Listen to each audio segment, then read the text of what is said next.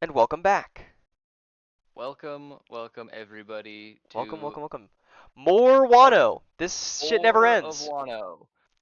And I don't want I it to end yet. really, I really kind of forgot how long this arc is. Yeah, no, it just keeps There's been going.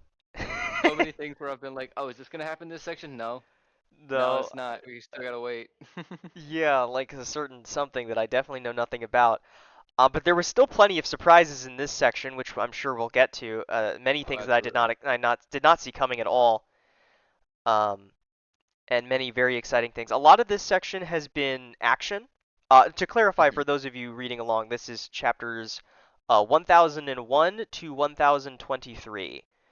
A Yes. lot of this section is fighting and action and stuff, so I don't have Mhm. as much, deep literary stuff to get into like I did last time when we had all of Odin's backstory and introducing Yamato and all the stuff with Ace in the flashback and all this other stuff going on.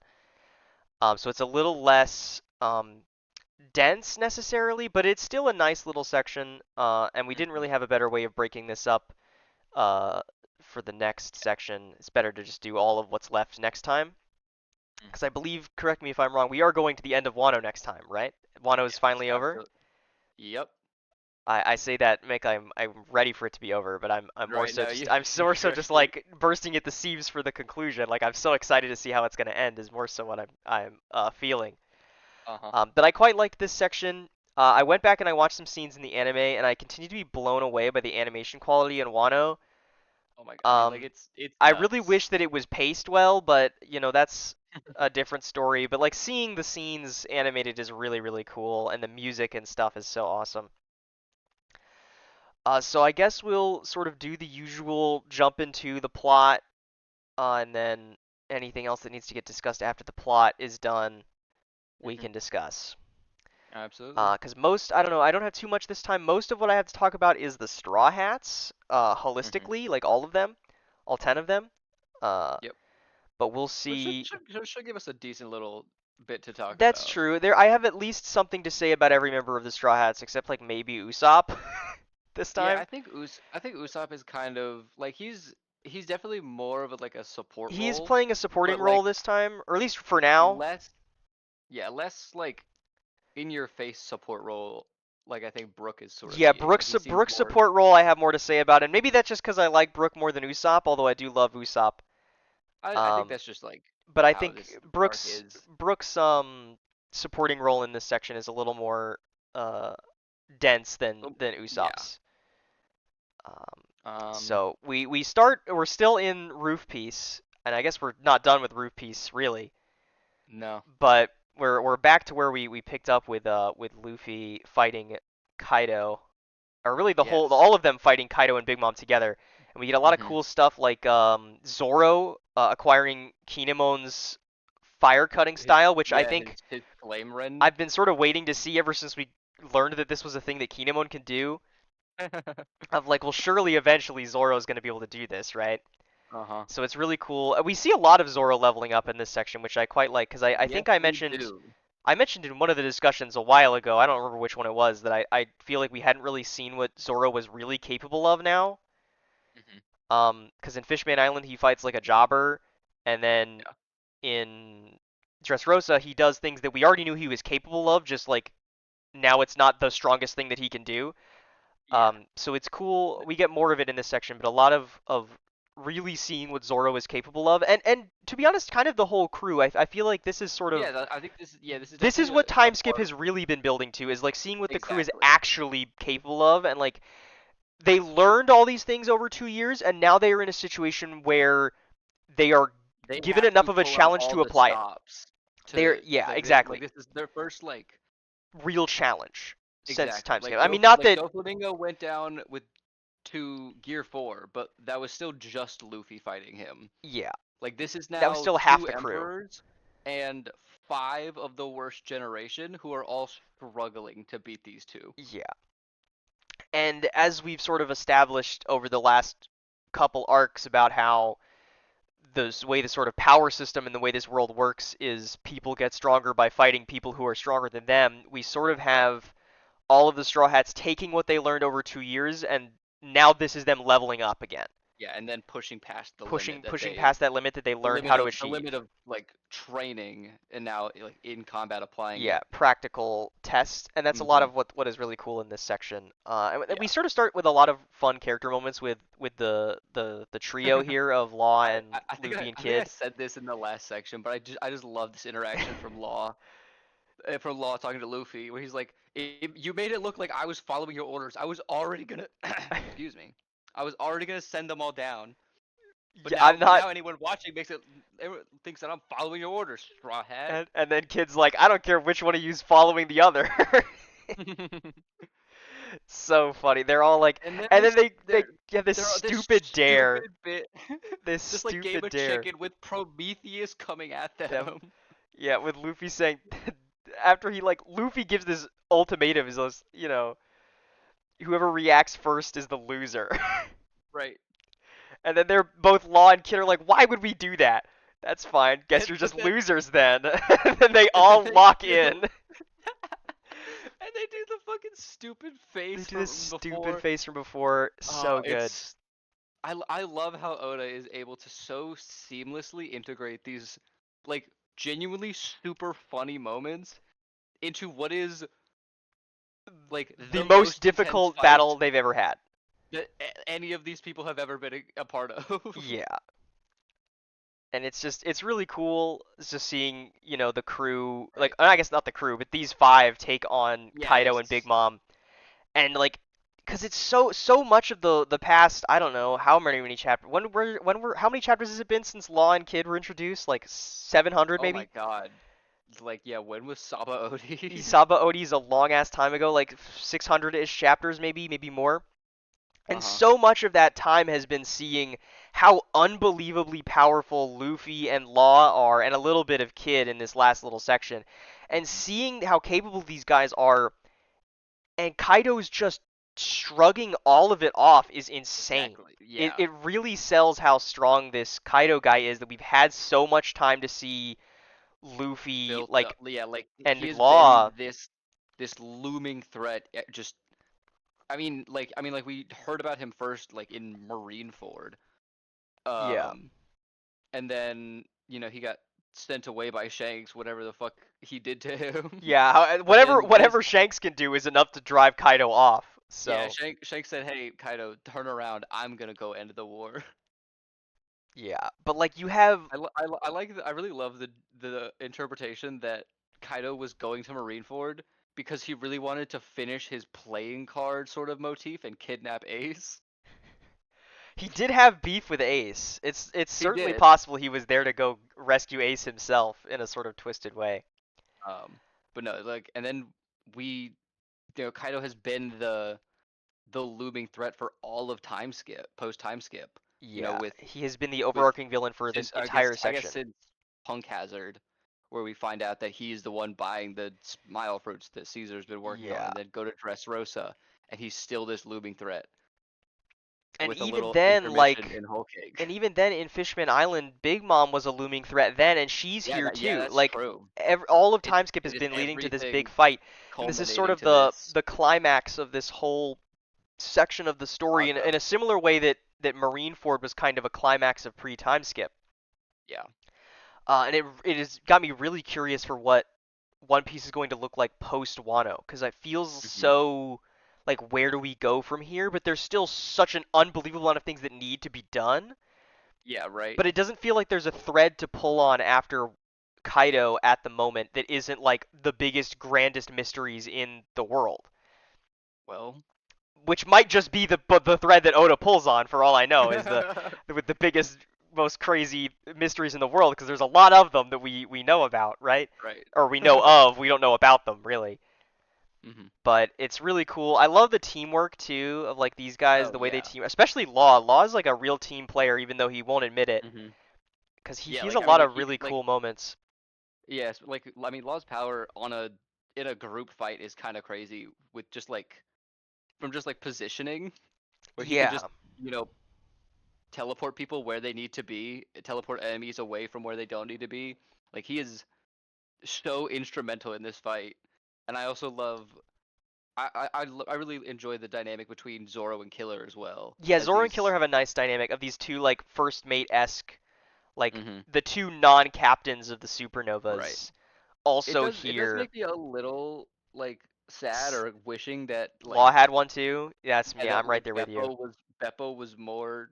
Beppo was a beast or something, you know? Like Yeah, Sulong I mean like Beppo up here or something? Beppo could go Su. He could have been here and gone Sulong. I don't know if Sulong Beppo's quite on this level, but Like it. it would have been cool to have, Right. each Like of them have their Law's their crew closest doesn't ally. seem like they are like anywhere near the level of Law himself, where Yeah. like Luffy and Zoro seem like relatively on par with each other. Yeah. At least until Luffy levels up a little bit in this fight. Yeah, yeah, at least right now. But it's I don't know, I really like it. Especially, I mean, you kind of force Law into this supporting role when his powers just don't work on Kaido and Big Mom because their hockey is too strong. Yeah. Which makes me wonder if Law can channel his hockey through his room powers to overcome that, or if it's like a his hockey is weaker than theirs, so he can't affect them kind of thing. But I suppose it's not really that technical. Like Oda has not told us, I imagine, how technical it is, other Yeah. than their hockey is too strong for him to do it. But he can still like teleport Kaido's attacks away and stuff, Right. Yeah. and like read and like capture parts of Big Mom's soul. He's able to teleport Zeus and Yeah. Prometheus, Right. but not Big Mom herself. Hmm. Which I mean, is sort of necessary to make it so that Law doesn't trivialize any encounter, Yeah. Right. He could right? if not Law could just like room Big Mom over top of the ocean and then drop her. I mean, they do already kind of do that. They do, but It they have takes to a like lot more do a work. yeah, It they takes had a to do lot like a more work. plan and get some scheming done instead of just Law going room and then Big Ew. Mom dies. Yeah, but it's really cool. I just love all the fighting, especially Yeah, we and get to see. I love how much Zoro is like integral to this fight with Yeah, him, slashing apart Kaido's attacks to like yeah, like block them playing for playing everyone. defense for Luffy when Luffy needs Right. his a shield, and then playing Like, offense when like we need more yeah. offense. Hmm. And It's seeing him really like, great. and the fact that he's doing all this while getting used to the Enma sword is Yeah, crazy. exactly. Because I mean, we And I see mean how it strong Enma is in this fight with cutting off a horn of Onigashima and right. like creating like a image of a dragon out of hockey Yeah, and right. like astral projecting Odin to Kaido's vision and all this stuff is like Hmm. crazy powerful that he's doing. Yeah, it's And he's crazy. like And like having to adjust to it, and I can only imagine how much higher Zoro is going to go as he oh yeah. becomes more familiar with these swords. Maybe I don't know. It makes me wonder if the Wado Ichimonji has more to it than we know. I think that Zoro's next big upgrade is gonna be blackening the Wadoichi Monji. Yeah, I think it's either that or he's getting a third sword from this same swordsmith. Yeah, that I also think be. he needs a third one to match the full set, especially with some of the other things we learn about Zoro later this arc. But I'm gonna save that for when it happens. Uh-huh. Let's Um see. We sort of move yeah, I mean we're forward through getting this we're a getting lot this more action, huge massive fight. and then we learn that CP0 is just here. I assumed that Yeah, they were not on the island right now, but they're here. They they don't are really straight up do here. much of anything. They're kind of it's an interesting role they play in this section of Yeah, they're kind of like like commentating. commentating, doing Yeah. like the they start playing a game of Go or like Yeah, they're simulating playing Go with Go. the armies, which is Uh-huh. really interesting. I don't know, and I still am so perplexed by these three, these Uh-huh. CP0 members that have masks, because it's like, why are we hiding who these guys are? Because it's Yeah. not like it's not like all of them. I mean, maybe some of them are characters we already know, but I mean, we were introduced to Lucci and Kaku and Spandam and Stussy without masks, and like it's not like all of them were unknowns. Like Stussy, they could have had her in a mask, right? Right. So like, why are they not in masks at the Reverie, and then these guys are in masks everywhere we see them?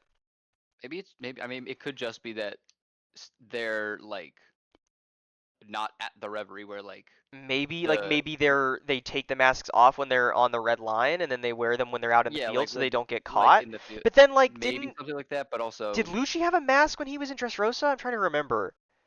um I I don't think so, I but I can't think remember if he I one can't of remember if he the had a mask or one not. like random guy who Spanda? was with him. No. There wasn't there another random CP0 agent No, with him? it's I think it's maybe. him and Spandam, and then Kaku's on the phone or on the transponder still. Are you sure? I'm pretty sure. Maybe I'm thinking of the Reverie.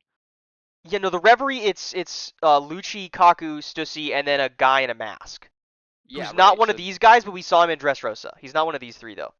okay, gotcha. He's the because there was four of them in Dressrosa outside of Lucci, and he's Yeah. the one that's not here because these three were Hmm. in Dressrosa. So maybe it's that I can't remember. I have to go back and look at Dressrosa and see if Lucci had a mask on when his in his one scene.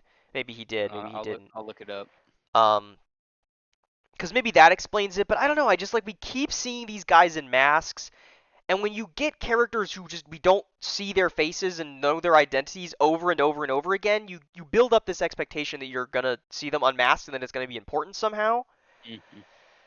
And I mean that's kind of how CP9 was introduced, right? Was a bunch of Right. guys in Yeah, a masks bunch of who were guys in in suits masks. that we didn't know who they were, and then it was revealed that they were big deals. So I wonder if Oda is doing that on an even grander scale, and maybe these CP0 guys are like big shot characters that we know of already and have seen or maybe familiar with, maybe are Hmm. allies to us and we have no idea, kind of thing.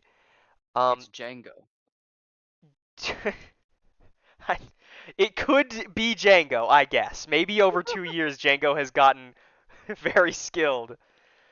But I don't know. None of these guys have his like speech pattern where he's constantly saying Django. So This is true. So probably not. also in one of the scenes, it's weird. The this main guy, the guy with the bowler hat, Hmm. who I thought for I didn't mention this in a discussion, but I want to mention that I thought about this. I thought he might have been the guy that was talking to um Doflamingo back in Marineford when he gets told to kill Moria. But Huh. this guy doesn't match that guy's aesthetic at all. That guy's still like a. It's weird because he kind of is this same sort of like all white kind of aesthetic, and maybe is supposed to be CP0, and then Oda changed the design, but he doesn't really match this guy, even though they've got a hat. Like their hats are different. Mm. They don't like he doesn't have like the scarf thing that this guy's wearing every time we see him. So maybe it's just Oda changed the designs, and that's who Dofi was talking Maybe. to was CP0. But I don't know. Would Dofi be that hostile to CP0? I don't know. Maybe. It's sort of Mm, unclear, I guess. maybe. I don't know. Just sort of something I'm thinking out loud about. Yeah. Um, Um. and then we get Otamice here. Yeah. Isn't that fun? Isn't that fun? How did she got here? She's here to they're giving I love the people she's already indoctrinated are all Hmm. like running around like, "Here, you need to eat these. It'll up your strength and then you'll be even better to serve Kaido." And they're like, "Oh, Yeah. you got it." It's kind Yeah. of And funny. then like I think like a majority of the gifters Yeah, end up most eating if not all the of the gifters dumpling. eat the dumplings, Hmm. which And leads I think to it's really cool how Oda is showing in this arc that like yes there are these like monsters of people who like are like army level on their own, but like having numbers is still so important. yeah, a bunch of these like weirdo ass terrible devil fruit people Yeah. like in But like numbers are enough to stop General Frankie from even moving. right. Like yes, Frankie could take out any gifter with relative ease, but like 15 of them is a Yeah, big deal when for there's him. like 15 each on a leg while he's Hmm. also having to fight one of the Toby Roppo is like too Right, much for exactly. General Frankie to handle all at the same time. And I Yeah. like the way that Frankie's fight here intercepts with like Nami and Usopp's escape mission that they're doing Yeah, to like it all protect. kind of intertwines It all kind of like together. intertwines together is really nice. And I Hmm. like that Ulti is just like chasing Nami and Usopp to the ends of the earth. Yeah. Like she wants them dead so badly, So and I kind bad. of love it. I also like a fun moment for Usopp is him doing special attack melee dumpling star and Yeah, shooting them into right. people's mouths Hmm. as they're like running around the whole of Onigashima. Hmm. And then we get to a moment that I think I don't know maybe I don't know what the general consensus is. Cause I'm I'm not connected into the One Piece community stuff because I'm trying to stay away from any kind of spoilers whatsoever. But my assumption, knowing how Shonen fans are, is that I would imagine this is a moment that a lot of people put Sanji on fraud watch for. I think yeah, a lot of like shonen heads who watch One Piece because it they think it's just regular shonen don't love this moment. Right. And that's where I would like to And differentiate I myself because as a absolutely I am a vehement Sanji disliker. This moment for Sanji is awesome. it's it's incredible. One of my actually one of my favorite Sanji moments is just a it's so much and I'll get into this more as we see more of the Straw Hats because I want to talk a lot about how much the Straw Hats have grown collectively in this Yeah. section, and I think there's a lot of parallels to both Enies Lobby and the initial visit to Sabaody, and how the crew handles dealing with threats bigger than them or like on their hmm level, and how they've changed in their way of doing that. And I think the first one we see is Sanji, Right.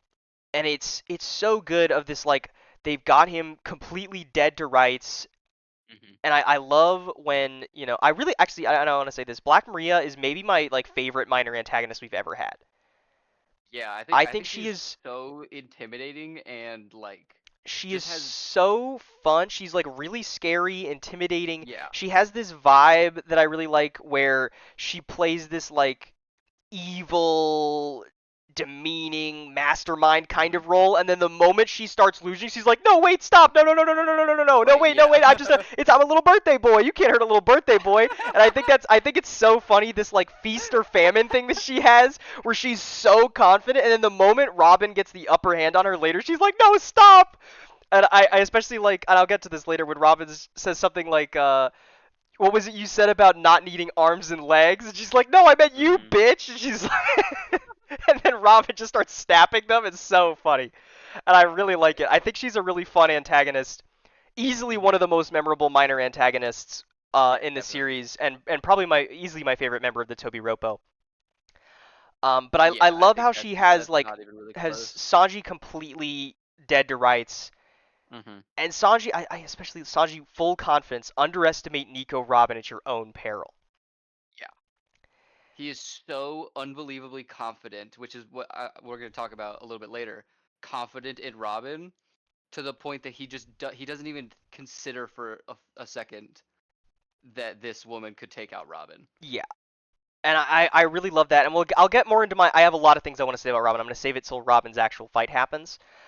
Before we get to the fraud watch moment with Sanji, we have this little tease here that I'm still hmm confused about, and maybe you can clear this up for me.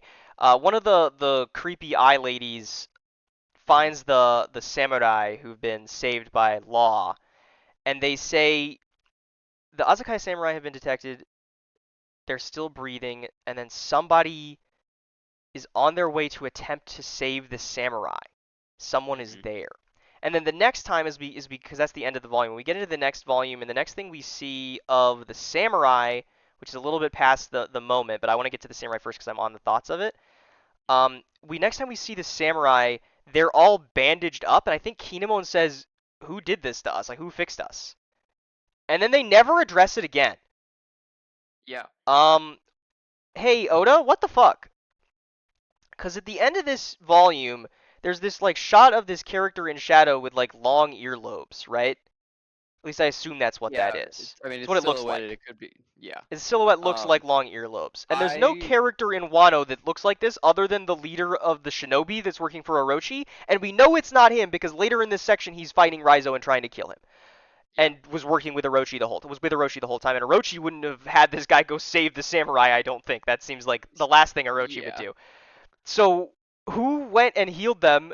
Is it this guy with the long earlobes? Who even is this? I'm so confused. Still, I No was really idea. expecting to find out in the 20 chapters since this has happened, and it just has not been explained to me at all.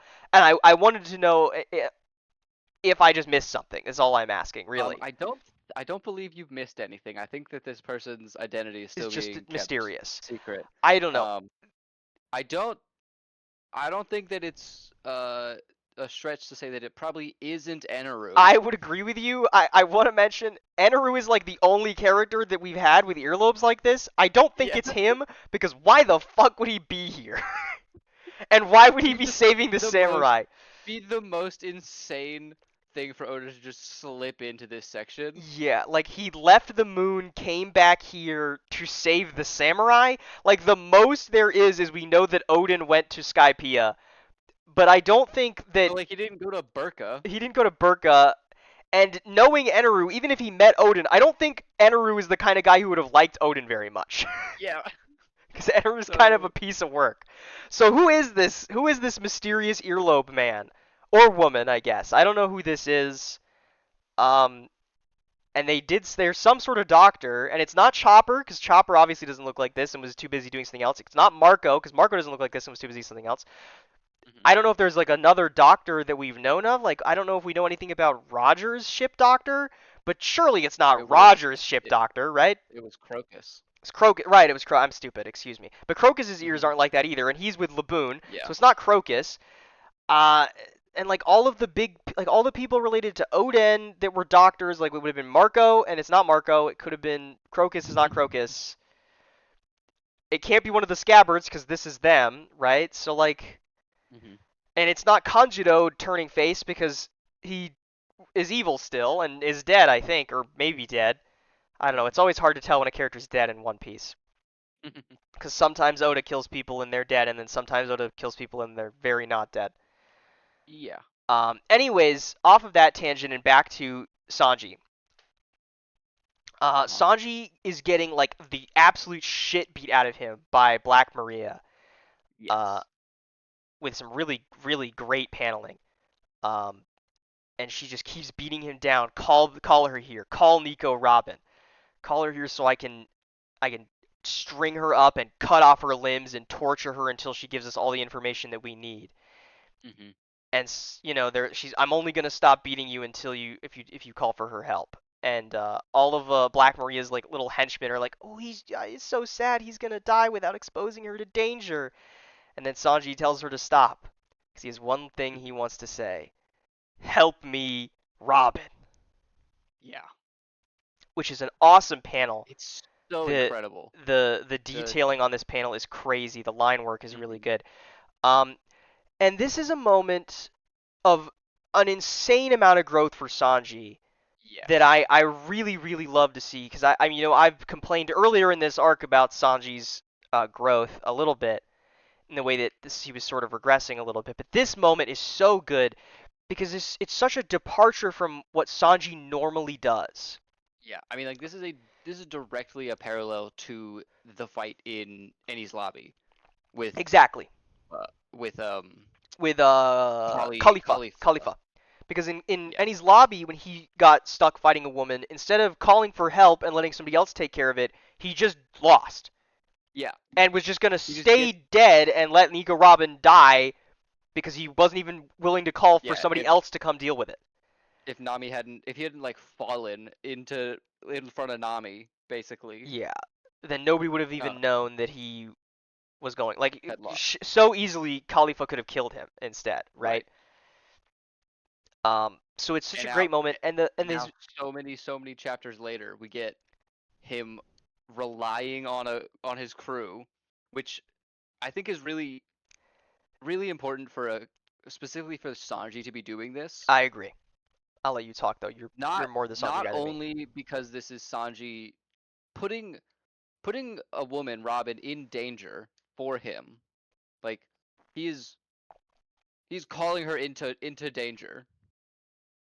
Yeah, But also Sanji is a character who does not believe himself to be worth very much. He has very low self-worth. He's very self-sacrificial, hmm, and not because of something like Zoro where he like does it as like a dutiful thing. Sanji is self-sacrificial because he thinks that he's literally worth less yeah, than the other people on the crew. exactly. And so for Sanji to call out for help and to ask to be saved is him realizing that he is important to these people, that he is worth something, and especially after everything that happened in Whole Cake. Like Yeah, the reason that Big Mom is here right now is because of him getting captured in Whole Cake. And so for him to realize that he is worth so much to the crew that they would do all of that for him, and then for him to repay that by asking for help is such an insanely huge moment of growth for Sanji. I agree 100%. I really Yeah. love this one for Sanji. I'm a harsh critic of Sanji, Yes. but I don't know. It really does. It brings a smile to my face seeing him grow so Mhm. much, and even it's not even just Enies Lobby, because you look at Sabaody, he relied on the crew, but not in the same way. Like he relied on them to Right. do something so that he could do something more important, something that was more dangerous, Yeah. right? He relied on Brook to protect somebody else, but this time he is relying on somebody else to protect him, Yeah. to come to his aid rather than relying on somebody else to do something that's less dangerous, so that he could do the more dangerous thing. And I really really love it, and the way that he is able to put his, I guess, his pride maybe aside, and believe in another member of the I crew. wouldn't even say put his pride aside. I think it's just him finding worth in himself and like Yeah, yeah, yeah. I agree not with you. like because Sanji is a character who is so defined by his principles. Like that this isn't him breaking his principles. This is him just relying on a friend. This is him asking to be saved, asking for help because he cannot do this. Right. I agree with you. Like, it's this thing that we keep talking about over and over again since Enies Lobby of doing what only you can do. And this is This is the one thing that he can't do. kind of the opposite. This is the one thing that Sanji cannot do. Like it would go against everything that he is as a person to To fight fight Black Black Maria Maria, here. but it would not go against everything that he is to ask Nico Robin for help, and I Right. love that. And I especially, I mean, I love that it's also Robin that he's relying on. I think Yeah, exactly. because it of once again the parallels of Enies Lobby of like, Hmm. and I'll get to this more with Robin later. I have so much I want to say about Robin, but I love also that this is sort of a cascading effect through Onigashima of on the different reactions that people have of this response of like how like a bunch of the Kaido's pirates are all like laughing at him. They think he's Uh huh. weak, whereas like Jinbei and Frankie are not even phased. Chopper's a little bit Hmm. sad for him. I love the way, and this is a thing that happens a lot throughout this arc. These little moments where we cut to Marco and he's like, "These guys are so much fun." Yeah, right. Just Marco Marco constantly just going, being "I love like the way these guys do this shit." right, like seeing these people who like obviously like Ace would have mentioned all of these people to Marco Yeah, and and he's be like, like "This being is able to I see everyone like seeing in what Ace action, saw in them," and he's like, "Oh, it's like so Marco good." now getting back into the action after just like chilling in 2 years of whatever. hiding. I don't remember what the name of the town that Whitebeard supported was named, but being back in the fray and getting to see this next generation of pirates, I'm sure means so much to a guy like Marco. I imagine it does. I could only wish that I could see all this from Marco's perspective. Is Right. so interesting, and I also love that this moment is what allows Usopp to figure out how the eye things work, Yeah. which is also cool. Like even outside of calling Robin for help, he inadvertently ends up assisting another wing of the crew with Nami and Usopp, and helps Yeah. them complete their mission by calling for help too, which is really cool. Hmm. And Robin showing up is so great. I just, Yeah. oh my god, I It's love Nico Robin. incredible. The huge slap from Hmm. Robin. Um, And then just did you the imagine that if you lured me inside, I would be that easy to capture? I spent a lot of time working in evil organizations, and when somebody does horrible things to my friends, the demon part of me starts to emerge. Oh, it's so great. which we know now that she meant She literally. meant very literally. She meant very literally. And flanking her is my good friend, Brooke, who is also Yep. here to assist. And I quite like Brooke in this section. I'll save most of what I have to say about Brooke for when Hmm. we get to the Robin stuff. Yeah. Although I do think it's Um. funny that he is scared of the Smile Fruit Snake women. Yeah. Uh, and he's and they're all like, you of all people don't get to be scared." Is very a consistent joke from Brooke of being scared of Yeah. other things, even though he's a Of other skeleton. like monsters. And I love the way that both of them are so willing to help Sanji, and it helps Exactly. that also like these two were not the ones that went to go save him in Whole Cake. Hmm. And I get to this a bit also with Robin and with Enies Lobby, but I love seeing the way that the whole of the crew cares so much for each other, and so it Hmm. is important to me that this moment is not like, I don't know, Nami and Chopper, for example, because Right. Nami and Yeah. Chopper have already gone and risked their lives against an emperor to save Sanji, so it's Right. cool to see that basically any member of the crew would be If willing to do anyone would this. have done the same thing. Anyone would have done the same thing. It was just that they felt bad that they weren't there to protect him. They failed to protect him the first time. So Right. it's cool to see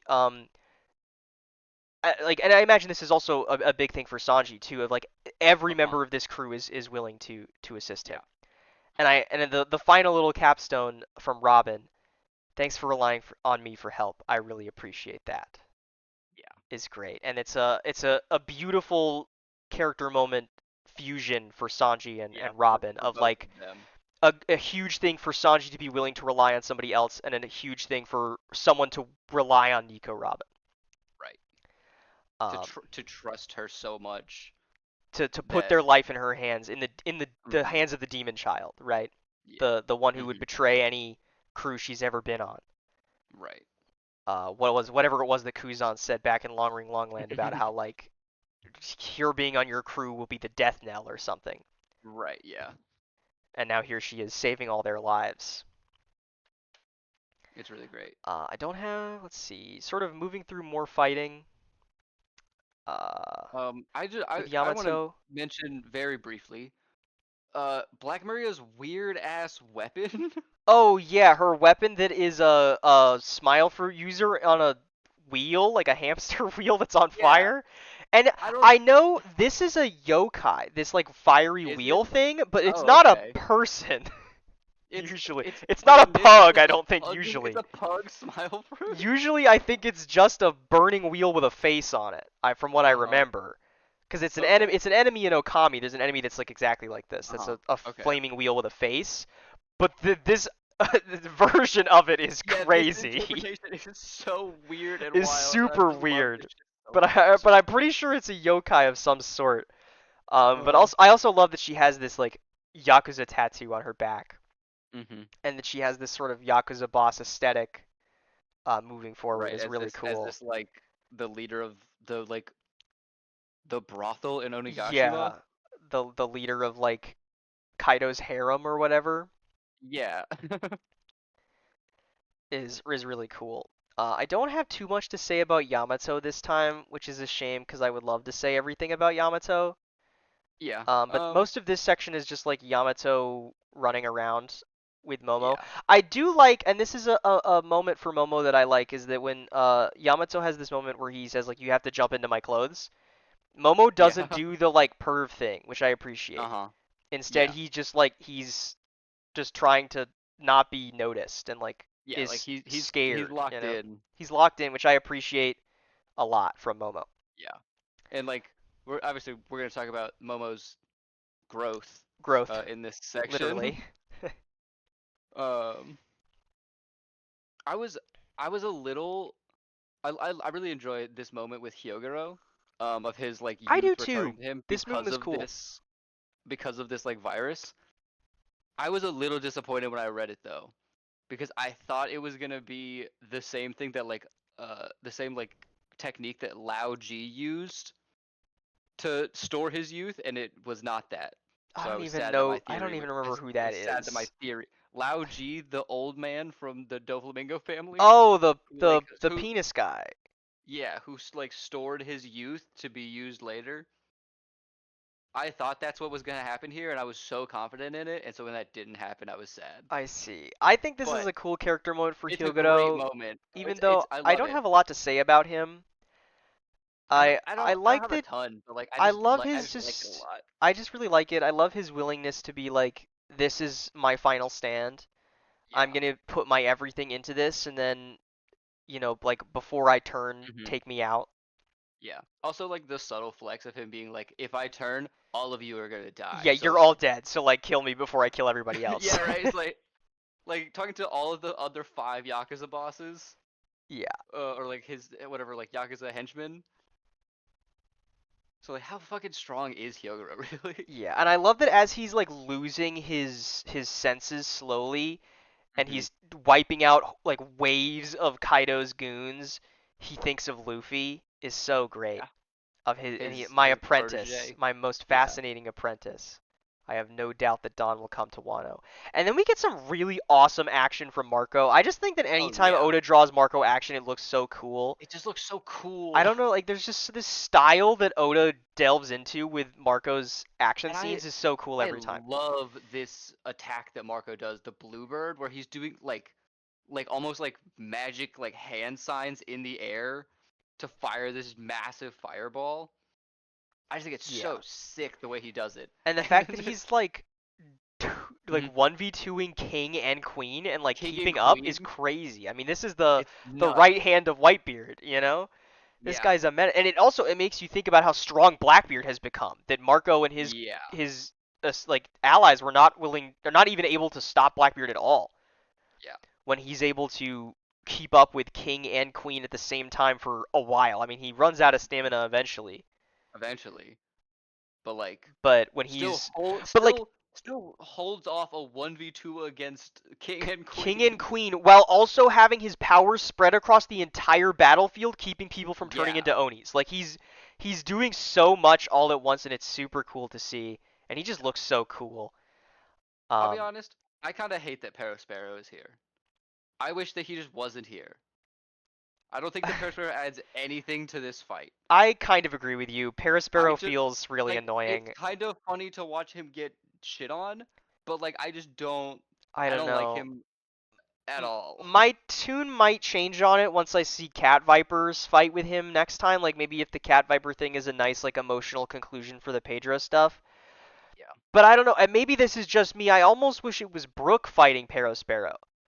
Yeah. I feel like I would be That more invested, or if like that'd be Carrot and Wanda didn't lose to Parasparrow off screen. Like maybe if I yeah, had seen them that was kind of struggling lame.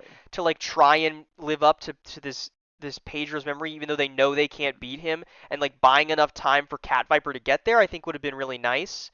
Yeah. Instead of them just getting soloed by Parasparrow, and then he ends up being really annoying for Marco and Chopper for like a while. Hmm. It's just kind of And like I don't know. he's not even really doing anything cool. He's just like He's shooting shooting arrows. arrows. I don't know. He's just like He's sitting in the annoying. back I and don't like sniping. him. Yeah.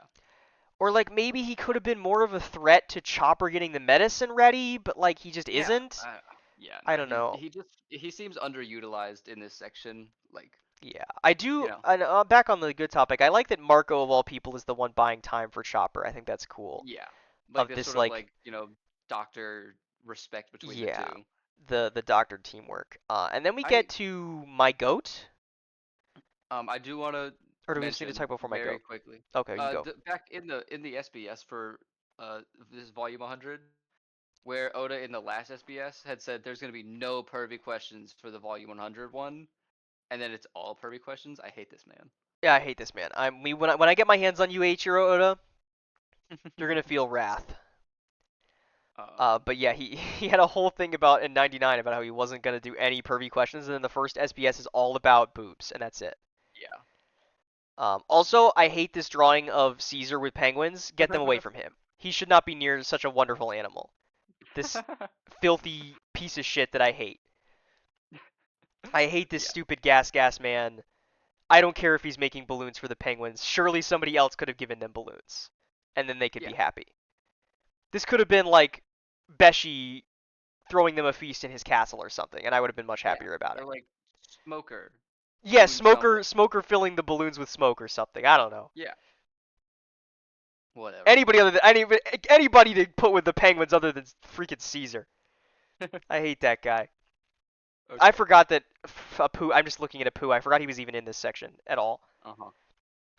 But I want to sort of move forward to my goat. Because they're about to kill Anthony? Anthony. It's him, Yeah. Tiny Timmy Tony. So my goat, Timmy Chopper. Tony. I love Chopper so much, and this moment is really awesome. Chopper parrying this like attack meant to kill Hyogoro made it just in time. Yep. And I really love this whole thing about because he comes in, he's cured. He's done something. He's cured himself at least. And the way Yeah. that like all of the pirates before Chopper shows up are like, "What are you thinking? Like you're working with pirates. They're gonna backstab you. That little raccoon dog is gonna cure himself and run." Mm-hmm. And then here he is. Yeah. And it's like this. It's almost this evolution of his fight with Hogback way back in Mm-hmm. Thriller Bark, Yeah, of absolutely. the way that he let me just see. I can stop a bad virus with a good virus instead. Using this method, I can give everyone the medicine they need in the form of a mist. I'm trying to think. Yeah, here we are. Why would you bother to cure my guys at the Ice Oni? And Chopper says, viruses aren't meant to be used as weapons. They'll always slip out of your control in the end. That feels like foreshadowing. It I don't know. really does feel like I foreshadowing. don't know what it's foreshadowing personally. That feels like it is coming back. That feels like that feels really important. It feels important. I just love this. I love seeing Chopper get to Doctor. Yeah, and like it's a hard thing to incorporate into every arc. Like to have like like a bad doctor for Chopper to like ideologically oppose, or even just like some sort of sickness or injury that he needs to be a part of. But like it's so well integrated Yeah. into a lot of arcs. Yeah, Oda does a really good job integrating the doctoring thing, and I wish she would do a better job with some of the other crew's roles. Yeah, Cough, cough, Frankie. We'll get to him in a minute. yeah. Um, but I really like this moment for Chopper, and I love after like chapters upon chapters upon chapters, everybody calling him Raccoon Dog. He goes full monster point, slaps Queen across the face, saying, "I'm not a raccoon dog," and then everybody's like, Every like Marco "Oh and no!" Hyodoro, like the Yakuza bosses, It's like, even Drake yeah, is even like, Drake's like, "Oh, "Oh sorry." shit! Oh shit! I didn't know. I shouldn't have been saying that the whole time." It's really It's funny. such a dumb bit, but I love it so much. It's a very dumb bit, but I love seeing Chopper get to do this. And I want to take a moment to also, we talked about Sanji with Eni's Lobby Mhm. and Saba Odi, and I think this moment for Chopper is also kind of reminiscent of him Yeah. in those two arcs. In that, like, in Eni's Lobby, for example, when Chopper was not strong enough to fight an enemy by himself, he Mhm. tried to overdose using medicine as a weapon and it didn't work and put Nami in danger. It did inadvertently save Sanji, but it put Yeah. Nami and Frankie in more danger than they were already in. Mhm. Meanwhile, here, instead, when he realizes that he's not able to fight somebody else one on one, because he's able to like pull back and realize I can do something else. I can doctor, and he ends up saving all these other people while they're playing defense for him the other way Mhm. around. It's like a reverse of the Sanji situation.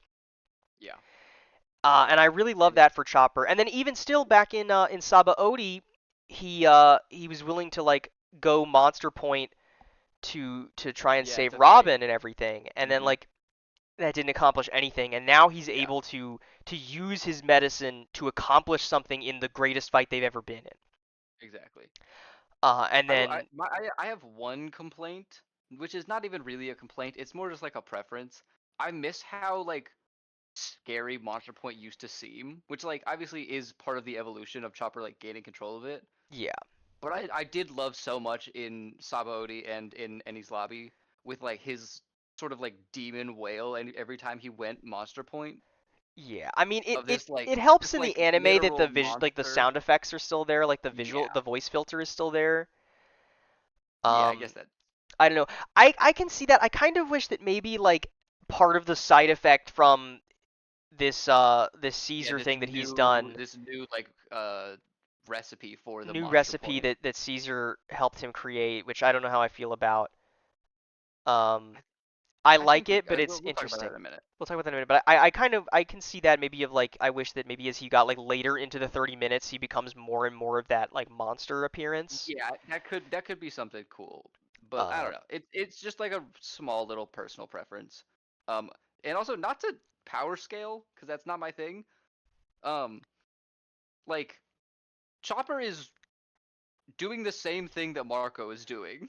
Like he is, not necessarily exactly because he's not fighting King as well, but he is still like holding off Queen he holds in this off moment Queen while taking pot shots from Perospero for a little while.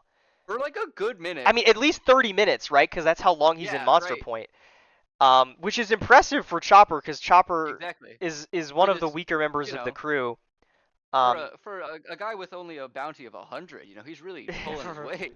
can't wait for it to go up to like 200 after this shit. It's gonna be great. Yeah, Surely Chopper's new bounty is 150. 150, yeah, 110 maybe. Surely he can It's get a bounty. Surely. And then this is where we learn about more of this stuff with the bloodline elements that were mentioned back in Yeah. Whole Cake. That I still, and I thought that I knew more about this, and then I was talking with Misfit the other day, and I learned, no, I know jack shit about these things. Yeah, you actually don't. You actually were just assuming things, and you don't actually know shit. I know that it was something that Vegapunk discovered or Yes. invented. He discovered Back them back when when Vegapunk and and Judge Judge were were like working sort of working together. together. He discovered them, and that Judge used it somehow to both turn the other brothers into the guys, and then also to make his Hmm. army, right? Yeah. And that somehow Vegapunk used that same bloodline element that Judge was able to use to like manipulate children in the womb and create pod children Hmm. to create an To artificial like devil fruit yeah, that create he create was an not happy artificial with. devil I'm fruit still that is hung up on this based off of whole Kaido's. Kaido's blood element, which is really Yeah. interesting because I don't know. There's so many questions like what the hell is a bloodline element, right? Yeah. Because why It would it that to turn it me into to a me it dragon? reads it to me it reads because this is they're like explaining this so like scientifically now. It makes the devil fruits feel way more like grounded, sort of like less mystical, sort of. Yeah, Um, like I mean, like obviously this is just like me speculating, but like it reads to me as like eating the devil fruit changes your like DNA yeah, your somehow, and that can bloodline be element. like you that can be measured and then manipulated somehow by whatever magic science Vegapunk Vegapunk and is doing. Judge were doing. And that somehow he was able to take Kaido's and turn it into this like fake fruit that turns you into a dragon, Right. Which but like still seems to but, work but then like but any then normal devil fruit. yeah, but then even like basing like being an assistant to Vegapunk, Caesar was not able to do that with any sort of like regularity or like the smile fruits are weird and fucked up. Weird and fucked up. And so far, And anyway, Momo's fruit has been entirely normal. right. There's Like nothing about it it that's been seems to be strange. just a regular devil fruit that is just like another uh fish fruit modeled Azure Dragon except pink. Yeah, and I guess that I don't know changes the because I had assumed learning that it was the fish fruit that maybe Kaido originally turned into a fish and then had to do the waterfall thing, and that Momo just Hmm. instantly turned into a dragon. I thought was interesting, but maybe that's not how the Kaido's fruit worked. I guess we just don't know. I just don't know. Yeah, but it's really interesting. I Yeah, don't but like know. for Vegapunk to be able to make this a seemingly perfect clone of Kaido's fruit other than color, and then for Caesar to be so far away from that with like I think it said that like only 10%.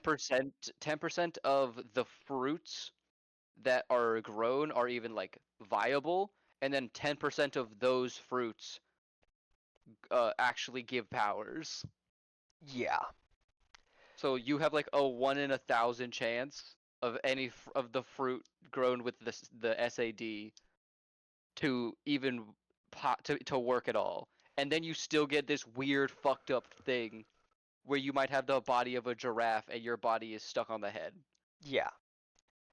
And I don't know, all of that put Like together really makes just me like wonder what it just like is how about this far fruit that ahead Vegapunk is made. Vegapunk?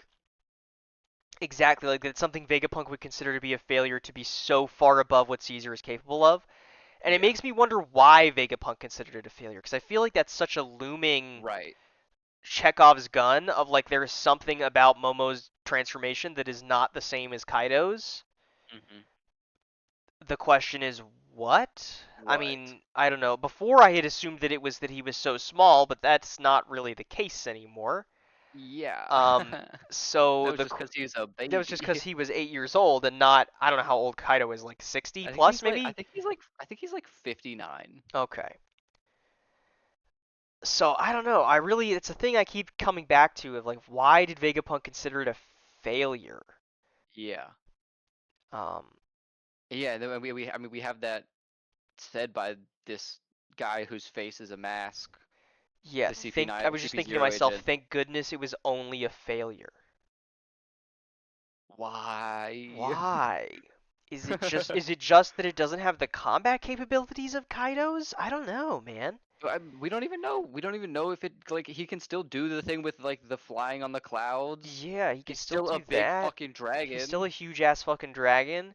I guess I haven't seen I him guess we do haven't seen anything, Momo do like a blast breath or anything like that, but but could he like even do that at 8? I don't know. Like I mean I I've don't know. seen him grown dragon for a panel, so it's like hard Yeah, to even right. say really anything about it.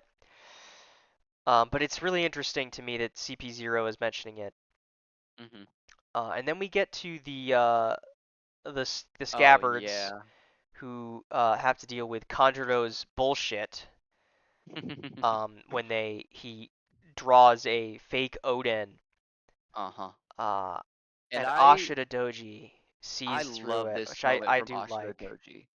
I I do think too. it's so because Ashura Doji is so different than the rest of the Scabbards at this point. He was not, he wasn't sent to the future. He wasn't imprisoned by Kaido. He was generally got away like Dogstorm and Yeah, Cat Viper, they Dogstorm went and back Cat to Viper, they were Zoe. in Zoe. Denjiro was with Hiyori the whole Hiyori. time. He was alone and had to watch all of his comrades give up hope in the samurai in the legend and go to fight early and all of them get wiped out. Yeah. And so for him to be the most cynical one here, to be like not so fast, he has to be a fake. I understand all of you wishing so hard that this could be Odin.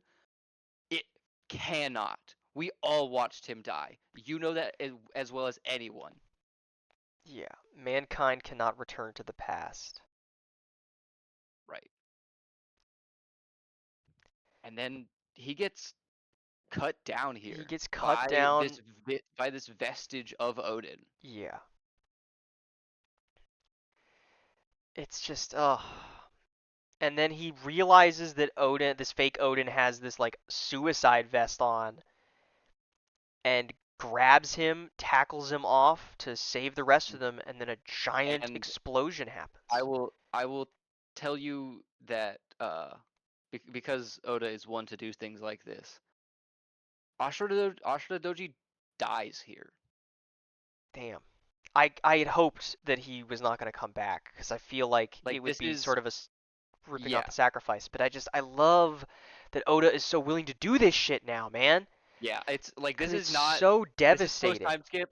People can die. Yeah, people can die that are not named Portgas D Ace, you know? And And like it's I just mean it so is devastating that like he has to do after this and after like suffering and watching his people suffer for so so long long he has to die to that save he is his the one who friends doesn't get to see to see a Wano on the free other side. Wano. Yeah. And It's it's devastating. and I think it's interesting thematically that this explosion that he moves to this location Mhm. blows a hole in the roof to let the lights shine through, Mhm. which I think will be important moving forward with the dawn coming. Yeah. I think that I the mean like the idea in a of very similar way of dying in an explosion, very similar to Pedro yeah, to see their to this see this dawn to fruition on the other mhm. side, you know, beneath the moon we'll meet again, sort of thing. Um, Yeah. but I can picture in my mind's eye this image of the dawn coming to Wano and then all the people in Onigashima seeing it shine through this hole in the roof that was opened thanks to Mhm. Ashita Doji saving the other scabbards. Yeah. Um, is just really and this fucking bitch Conjuro, I just hate him so much. And it's He's so the worst. he's so the worst and Even yet I feel so even with bad for everything we him, right? said last time Like I feel about how sorry we feel for Kanjuro, he still is the like worst. he still was the worst, even though I know that like his like the will that has chained him is basically forcing him to kill his own friends that he spent all this time with. Yeah, like decades of his life with. It's just oh so fucking awful. I hate him Mm-hmm. so much. I don't have a lot to say about Dogstorm fighting Jack. Also, how the fuck is Orochi alive? He has 8 heads. I guess he had 8 heads. Yeah. He loses them here in a second. He only loses. He only gets 7 cut off total. How there's 8 guys left, aren't there? Um. Oh no, Dogstorm. Yeah.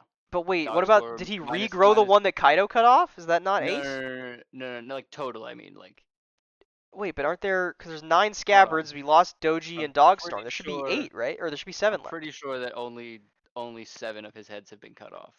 Okay, well I would like all of them to be cut off because I'm sick and tired of seeing his ass. Um, um. do I have anything to say But about this? I like this the way that Yamato is trying to be this like emotional rock for Momo. I think is really yeah, nice. like in the sort of weird way of Yamato Being being Oden, Odin. It's it's weird, but it is like nice and and it's very sweet of Yamato to like not only take on Odin as like this ideal like fighter, but like genuinely like being a sort of father to Momo in this moment. yeah, and I like that the moment later with Momo becoming the full dragon is sort of planted in his head inadvertently by Yamato here.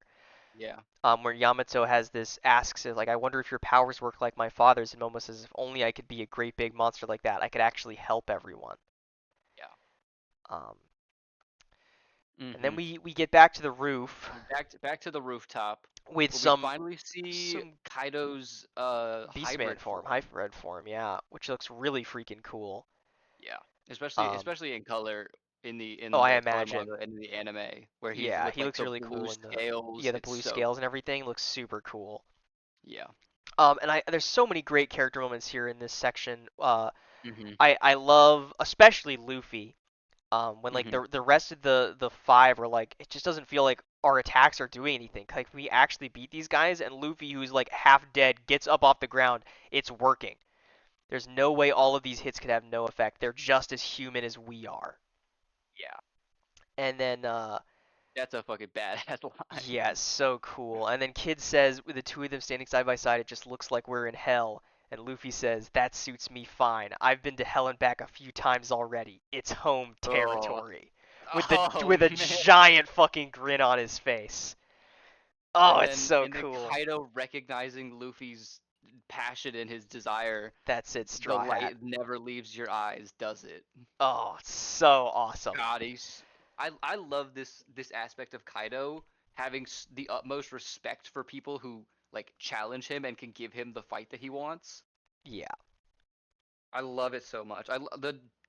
We'll get more into it in the next section, but the dynamic between Kaido and Luffy I think is so underrated. Yeah, it's very cool. The Scabbards cut off a bunch of Orochi's heads. I wish they cut off all of them. Yeah, But I guess what? One got cut off by uh Kaido Kaido, and then there's 6 of them here because they're down. hmm How many of them are here? I thought it was 7. Is it not 7? minus Ashura Doji. G and Dogstorm. That's 7, right? Oh yeah, So well there's yeah, 9 of there's them. 9 Gabbers. So is this not all 8 of his heads gone? I guess I don't I know. don't, And I I don't mean, know. Kinemon even says, "We have no time to waste on the likes of you, Orochi. Your judgment will be served to you in hell," which is an awesome line for Kinemon. Yeah. And I hope that he does get judgment in hell because that's where he belongs. Yes.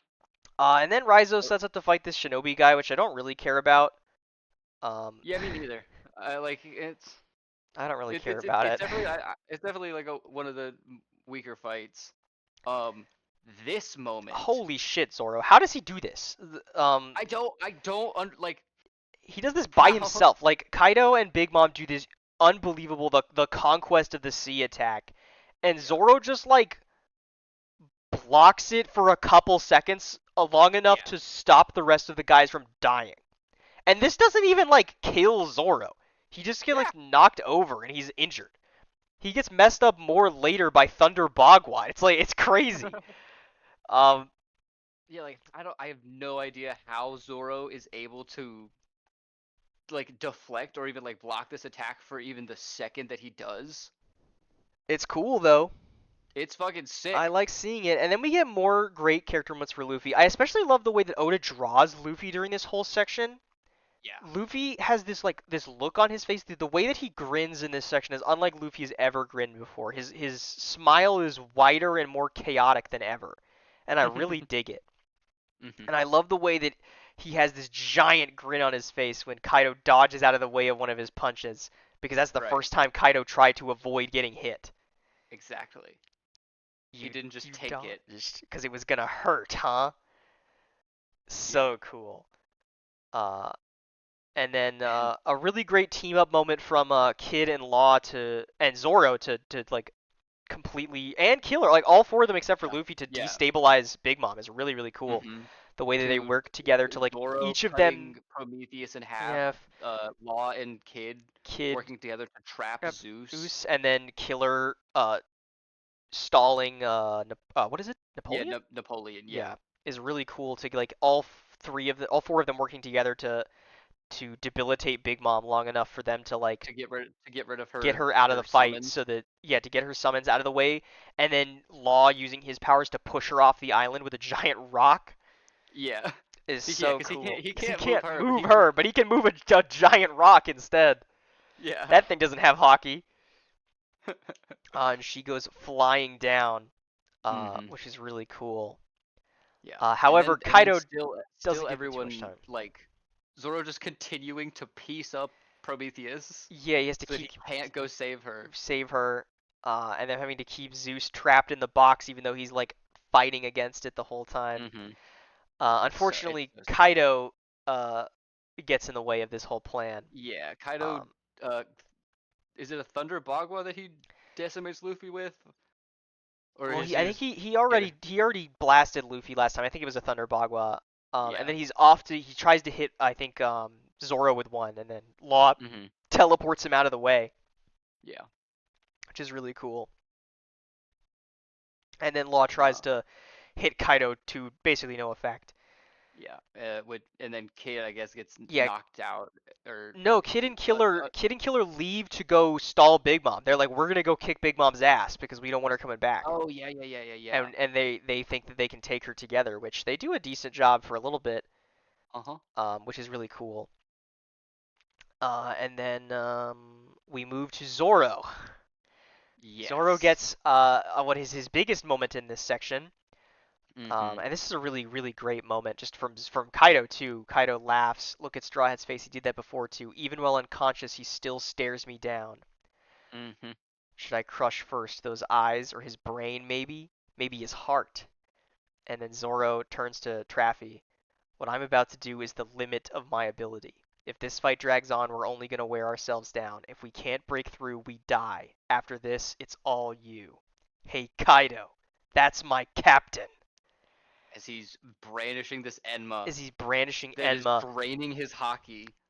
If you want to crush anyone's skull, you'll have to start with mine. Demon Aura 9 sword style. After all this fucking time You since talked about last fucking time. You're like, how long has it been since we've seen the demon Ashura? And I had to sit there and be like, just wait, just just wait. hold on. In my defense, Eddie's Lobby was It like has 800 been chapters ago. like 800 chapters. Eddie's Lobby was a long fucking time ago. And Yeah. it's so cool. I love the like, and maybe this was a thing back in Eddie's Lobby. The like, almost he's got like a stand behind him of the nine Of armed Asura. the like the Bodhisattva or whatever it's Yeah, called. behind him in like a manifestation of his hockey and like all the Hmm. swords dark black. Uh huh. And he lands this unbelievable hit on Kaido, Yeah. The Dead Dead Man's Man's Game, Game. that Uh. leaves a permanent scar on Kaido, the second person to ever scar him. Mhm. And Kaido says, "Don't tell me you can use the color of the Supreme King too." Yeah. What? What do you fucking mean Zoro has Conqueror's Hockey, dude? Uh huh. Is a crazy reveal.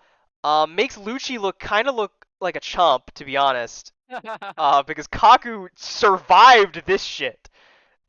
And sure, this is stronger than when Zoro did it way back then.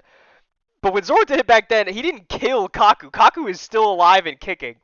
Yeah. Meanwhile, Lucci got beat by like Gear 2 and a couple Gear 3 hits Yeah. when Luffy couldn't even do those regularly. That is my interpretation of it, is that this is the application of Zoro's Conqueror's Haki, He is the Nine Sword is style.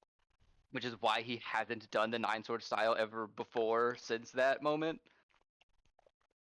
Um, Is because like his I might be wrong, but that's how I read it. yeah, of like his Conqueror's Hockey only coming out against like the strongest opponents he's ever faced at the time kind Right. of deal. It's really cool and sets up for what happens with Luffy and Kaido in a second about using Conqueror's Hockey to attack, Yeah. not just as like Like yeah, like an as a like a aura to turn like to make mhm, people pass out, right? yeah, And like sort of like imbuing your attacks with the Conqueror's Haki, like yeah, armament Haki, but sort of leveled up. and it makes me wonder if maybe Zoro can blacken his swords with Conqueror's Haki, like permanently blacken them, like the Black That Blade, is but with also Conqueror's Haki instead of just normal Haki. yeah. Or if maybe that's how you blacken them. Maybe you need Conqueror's Haki, That but was I what don't I know if was but I don't know thinking. if Mihawk has it though. I don't know. I don't know if Mihawk Mihawk feels like has it. he's. I don't. It I feel still like feels it's like we've never seen Mihawk try. try in a fight. So like it's It's hard to hard to gauge. say, but to me it almost feels cooler if Mihawk doesn't have Conqueror's Haki and he's just Yeah. that good without Hmm. it. I think is really cool as a concept, but maybe it makes more sense for him to be that way.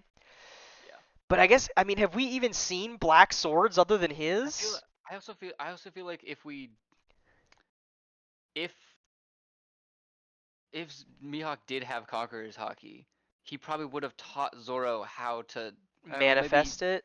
Like he probably maybe would have he couldn't. Maybe he noticed. couldn't recognize it. I don't know. Maybe I don't know. It's also There's something unclear. going on with Mihawk. Mark my Who words. knows if Zoro even did the nine sword style in training with Mihawk? Like I don't even Yeah, know if really. did Mihawk take him that far? Who knows?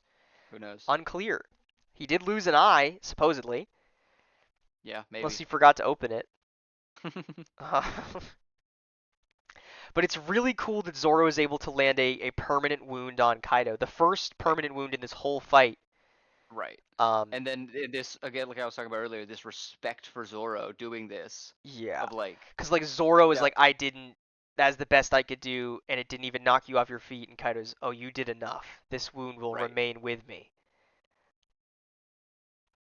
yeah, like giving Zoro this respect as a swordsman, as an opponent, to be like, you did great, kid, but I'm still better, but like you did good. Yeah, you're proving to be annoying.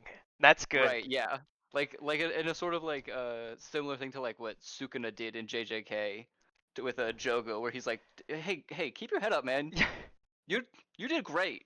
I'm keep, just like that. yeah, keep your head up. You were above par. You did better than Yeah. par.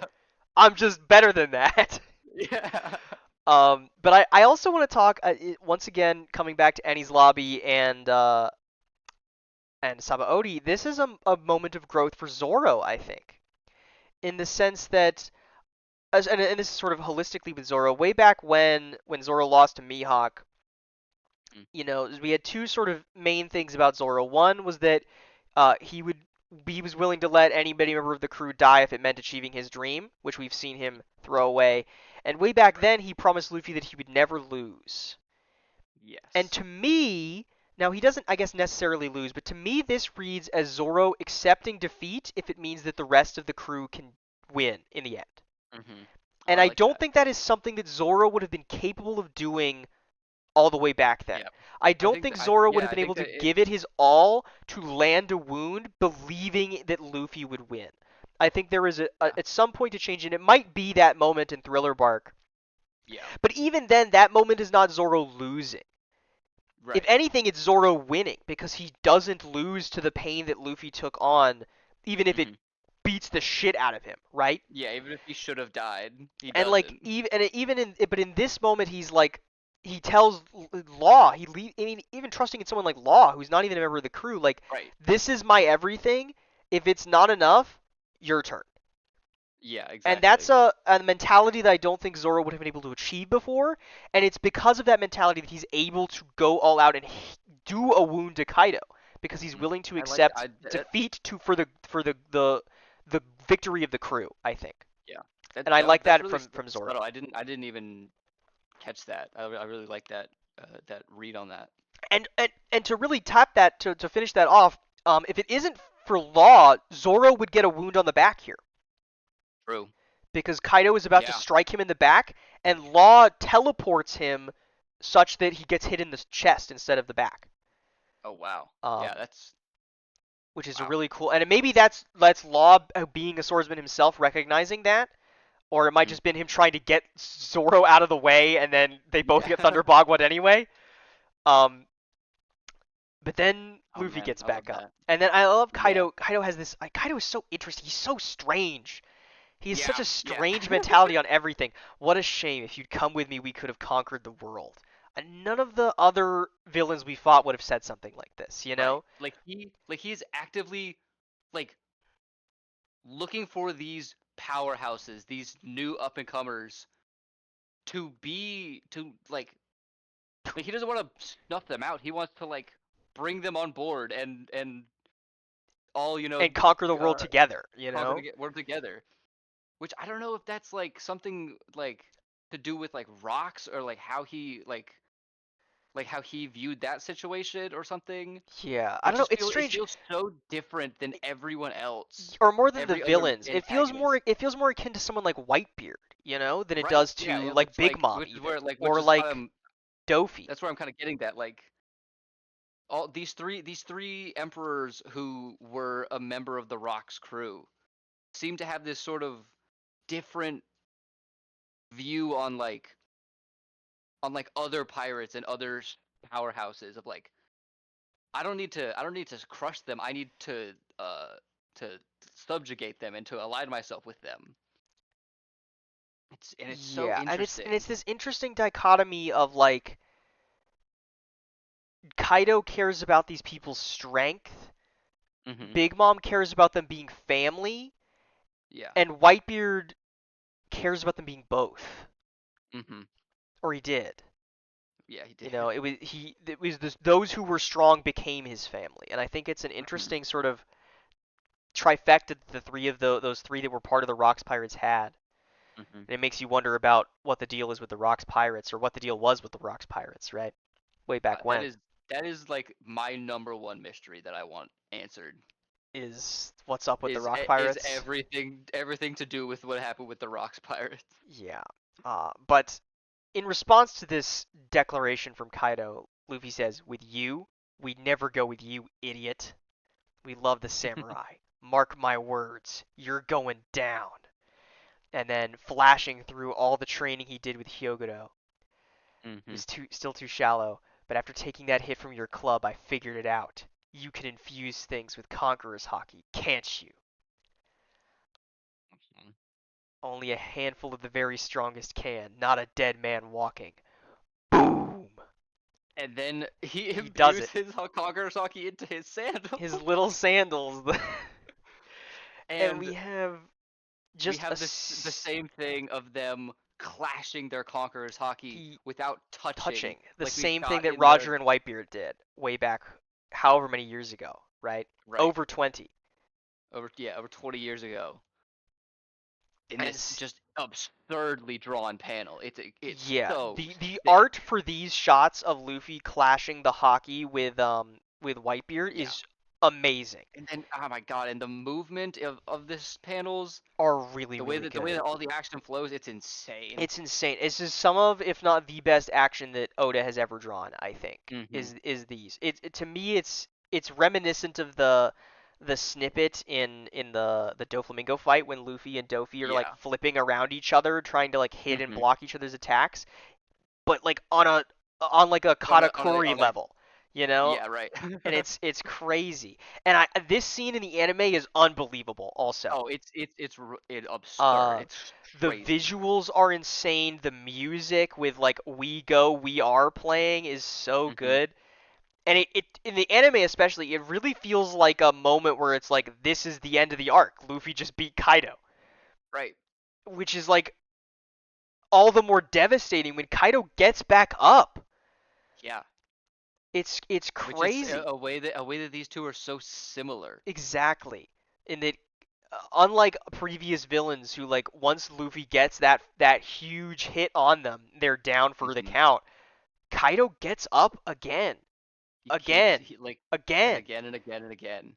He never stops getting back up until Luffy can really put him down. And I wish that I didn't know how Luffy can do that, but even still Yeah. knowing what I know about what Luffy does to put down Kaido, I don't know how that's enough because this guy just seems invincible. I mean, Luffy is doing the most powerful attacks that like shit that Roger and Whitebeard were doing, you know? Right. Yeah. And that's enough to like hurt Kaido, Hmm. but not even to make him go down. Right. Um, Like these hits are hurting Kaido. But I still feel like Zoro's hit probably did more damage than this. I mean Zoro's hit left a permanent scar, you Right. know? And it didn't knock him down, but like it did more lasting Ah, damage than anything Luffy right. has done. And it's But Kaido's just even still, after knocking him down like this, Luffy goes, "Go ahead, I'll take care of this." yeah, Traffy, you go save Zoro. Let everyone Hmm. know I'm gonna beat him no matter what it takes. Yeah. God, I love this God, I guy. love this Monkey D. Luffy guy, and this is a moment where he has leveled up his hockey, and that's not Gear 5. Yes. So whatever Gear 5 is not at least it's not because he leveled up his hockey, whatever it is. I am still under the assumption from what I've seen of it that it's him awakening the Gum Gum fruit, Hmm. but I don't know. Part of it is making me, and some of the stuff we're gonna get to in a second with Jinbei is making me wonder if there's more to the Gum Gum fruit than we realize. Interesting. But I'm gonna save that for when we get to Jinbei. So let's keep moving so that we can Yeah. get to that. Let's keep Because going. there's a lot of there's still I mean there's not too much. We're like a little over halfway through this section already. Yeah. We But get the birth of Hera. oh yeah, the birth of a Hera, Um, which is as interesting. this It does a new lightning cloud based like taken from the like whatever sort of yeah the weird weird like clouds that Kaido dragon makes, the magic dragon clouds. cloud. Yeah, and does this crazy hit that surprisingly does not like take out Kid and Yeah, Killer. I mean this is killer. a lightning strike that is like almost as big as one of the Onigashima horns. Yeah. And Onigashima is like kilometers wide Right. Yeah, it is because it massive. makes Kaido look kind of small, and he's what like three Uh-huh. kilometers long. So Uh-huh. and we get more of those two clashing. I want you to go back because I don't think you peeped this. This is the same sort of sky splitting thing that we've seen. Oh, the sky's getting split. I didn't even notice that. No, Yeah. They split the sky here. Luffy's getting up there. He's getting there, man. Uh-huh. He gets stronger and stronger, and he's fighting the strongest there is. Yeah, the strongest creature. And if you're gonna get stronger, you gotta fight the strongest guys that's around, right? The strongest creature, I guess. Uh-huh. There could be a stronger man, I suppose, still. I guess, yeah. No Whitebeard anymore. And then Killer squares off with Hawkins. I just like why is Hawkins still helping them? I think he's because the odds are still not in their favor. I mean he's all on the tarot, right? Killer has a Hmm. 92% chance of dying here. Right. Um, so I wonder if the cards change if he'll turn coat like on a dime. Hmm. Uh, and it's interesting that whatever law like he still is not bought in on Law's Gambit, whatever Law's Gambit is that he was Hmm. sort of selling to him. And just Right. Yeah. is in of the belief that like Kaido is gonna win, and that if he fights Hmm. against Kaido, then like I'm dead. Right. And then we have this Um. like fun little chase with Nami and Usopp and Tama Uh-huh. running away from Page One and Ulti, and we get to see some cool new attacks from Usopp that are Hmm. nice. I Um, I love this section. I think it's I really love this cute section and too. funny. Big Mom is great in this section. Yeah. I love that she's still nice to Otama. Like Otama is still a Yeah. She's. friend. Yeah. What Exactly. are you doing in such a dangerous place? And it's so funny. I love that Prometheus is like, oh no, she's going into mom mode. She starts like she's nice around children is so funny. Yeah. That Exactly. this Like. like menace Big Mom is still like kind to children is really It's cute. still this part makes me even more intrigued as to like the full interworkings of Big Mom's mind. Of like what how is she so like she keeps the memories from when she like didn't have her memories, right? And then is so ruthless and yet is still so kind to Tama because Tama was kind to her. And like it just there's I feel like there's still more from Big Mom that I want to see. Yeah, she's so very interesting, and I love this like the clashing between now she's wants to take out the Kaido's pirates because they burned down the village that fed her, but also she Mhm. wants to kill the Straw Hats, like Right. even Who though are they're aligned with protecting who Tama. are aligned with Tama, so she's like fighting everybody at once. One Right. shots page one, Yeah. like cracking him over the head, which is fun. Sort of want to move forward a little bit because Yeah, I want it's to move just a kind of little just bit a lot of faster. minor fighting. A lot of minor fighting. I think it's funny that Sanji complains about having to carry two different men. um, Yeah, with Zoro wrapped up in this like cross cross thing that bandages. Law put him in. Let's see. I want to keep moving forward. I love that Nami fights with Big Mom against Ulti. Right. Of especially with Usopp has been doing a lot of this in this section, and this is Usopp's sort of thing of like Nami, we should be running. Yeah, right. um, and she's like no, and this is a thing, a consistency with Nami that I really like, where I forget she says she's like yeah she hit a child, I'm gonna stay here and crush her myself, Right. and that Nami is also just like Big Mom, this like she is sweet to children even though she's Mhm. often mean to other people. Right, And yeah. it's cool seeing this sort of parallel between Nami and Big Mom, and it makes me wish there was maybe Mhm. more of them in Whole Cake, to the two of Yeah, them. really. But I really like a lot of this section for Nami, Uh-huh. um, and I think it's cool seeing them fight together. But especially, I want to get to the Zeus moment with Nami, because Uh-huh. and this is I don't know, to me in this section, this is maybe a little weird. Zeus feels like a microcosm of who Nami was in Arlong Park,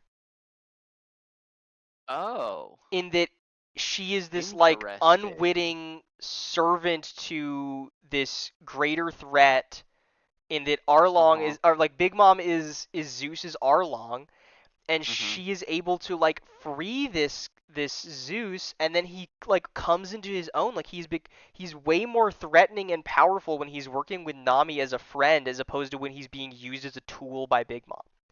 Right, yeah.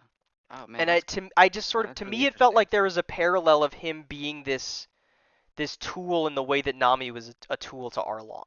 Mhm. And it's nice seeing Nami save people from that same sort of fate that she was locked into, and I really like that for Oh, Nami. that's really cool. I think is a really cool moment with Nami. Mhm. Yeah. Um, And I mean, obviously I love all of the shenanigans with uh Hera like trying to like eat Zeus and Zeus's like the soul that was put in the cloud sort of coming out and then we find out later was like gets imbued to into the Nami's Climax. staff, yeah, the Climate Act, and so now Nami's Climate Act is like a soul weapon, Uh-huh. basically. Which I like a lot more as a power up than just her having Zeus around. I think Right, it yeah. being like part of the weapon and like Mhm. manipulating the way that she does things rather than it just being now she Yeah. has a cloud that she can make bigger lightning with, I think is a really cool Mhm. way of Yeah, changing the it's power up. yeah, it's And cooler. I like that, and like I was saying with her freeing Zeus, I like that it feels like she earned this upgrade now. Before she just Right, kind of yeah. stole Zeus.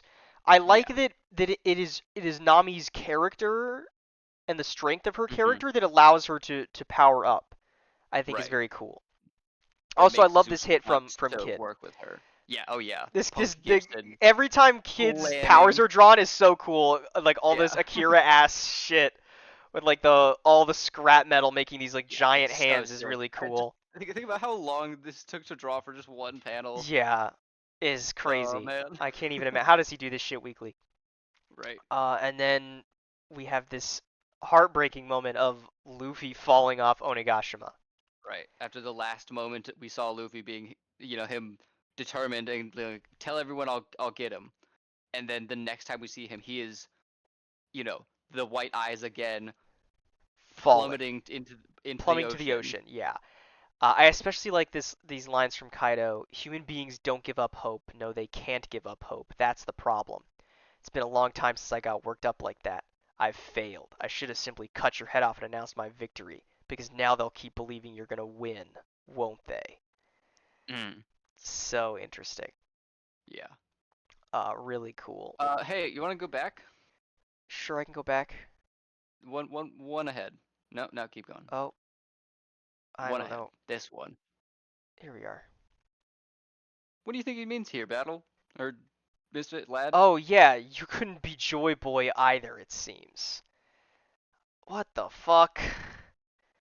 What Who does he is? mean by that? What does he mean by either? Who is he talking about? I think he's talking about himself. Is he talking about himself? Ooh, that's an interesting idea. They that Kaido that's kind of my read on this sort of where I was going with the whole like X marks the spot thing with him being like off. He can't reach that same height that Roger did, no matter how hard he tries. Right. He can't beat Joy Boy either. Talking to Luffy, which to me reads as him saying neither of us could be Joy Boy because he thinks that he's defeated Luffy here. Yeah, interesting.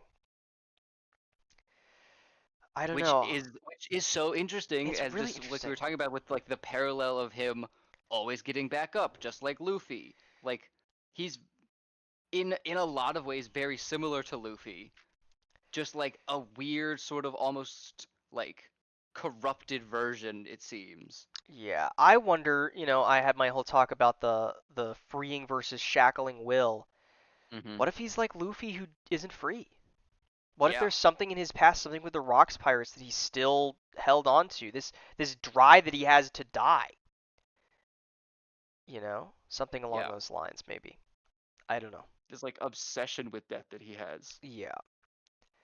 And then he starts getting this like loud noise in his head, like with the Yeah, thing like back in before, Zo. back in Zoe. And then I'm gonna skip past them all. I know I'm not gonna skip past this. I like this moment. They announced that Luffy is dead, and the Mhm. reactions from the different members of the crew I think are really interesting. Yeah. In the sense that like I like Frankie. Who are you kidding? You know, Mhm. Luffy or not Luffy, Sanji and Zoro. Screw that. Mhm. Nami and Brook, or not Nami, I can't speak. Robin and Brook seem unfazed by it. The way that it like you can see that it sort of breaks up Chopper a little bit.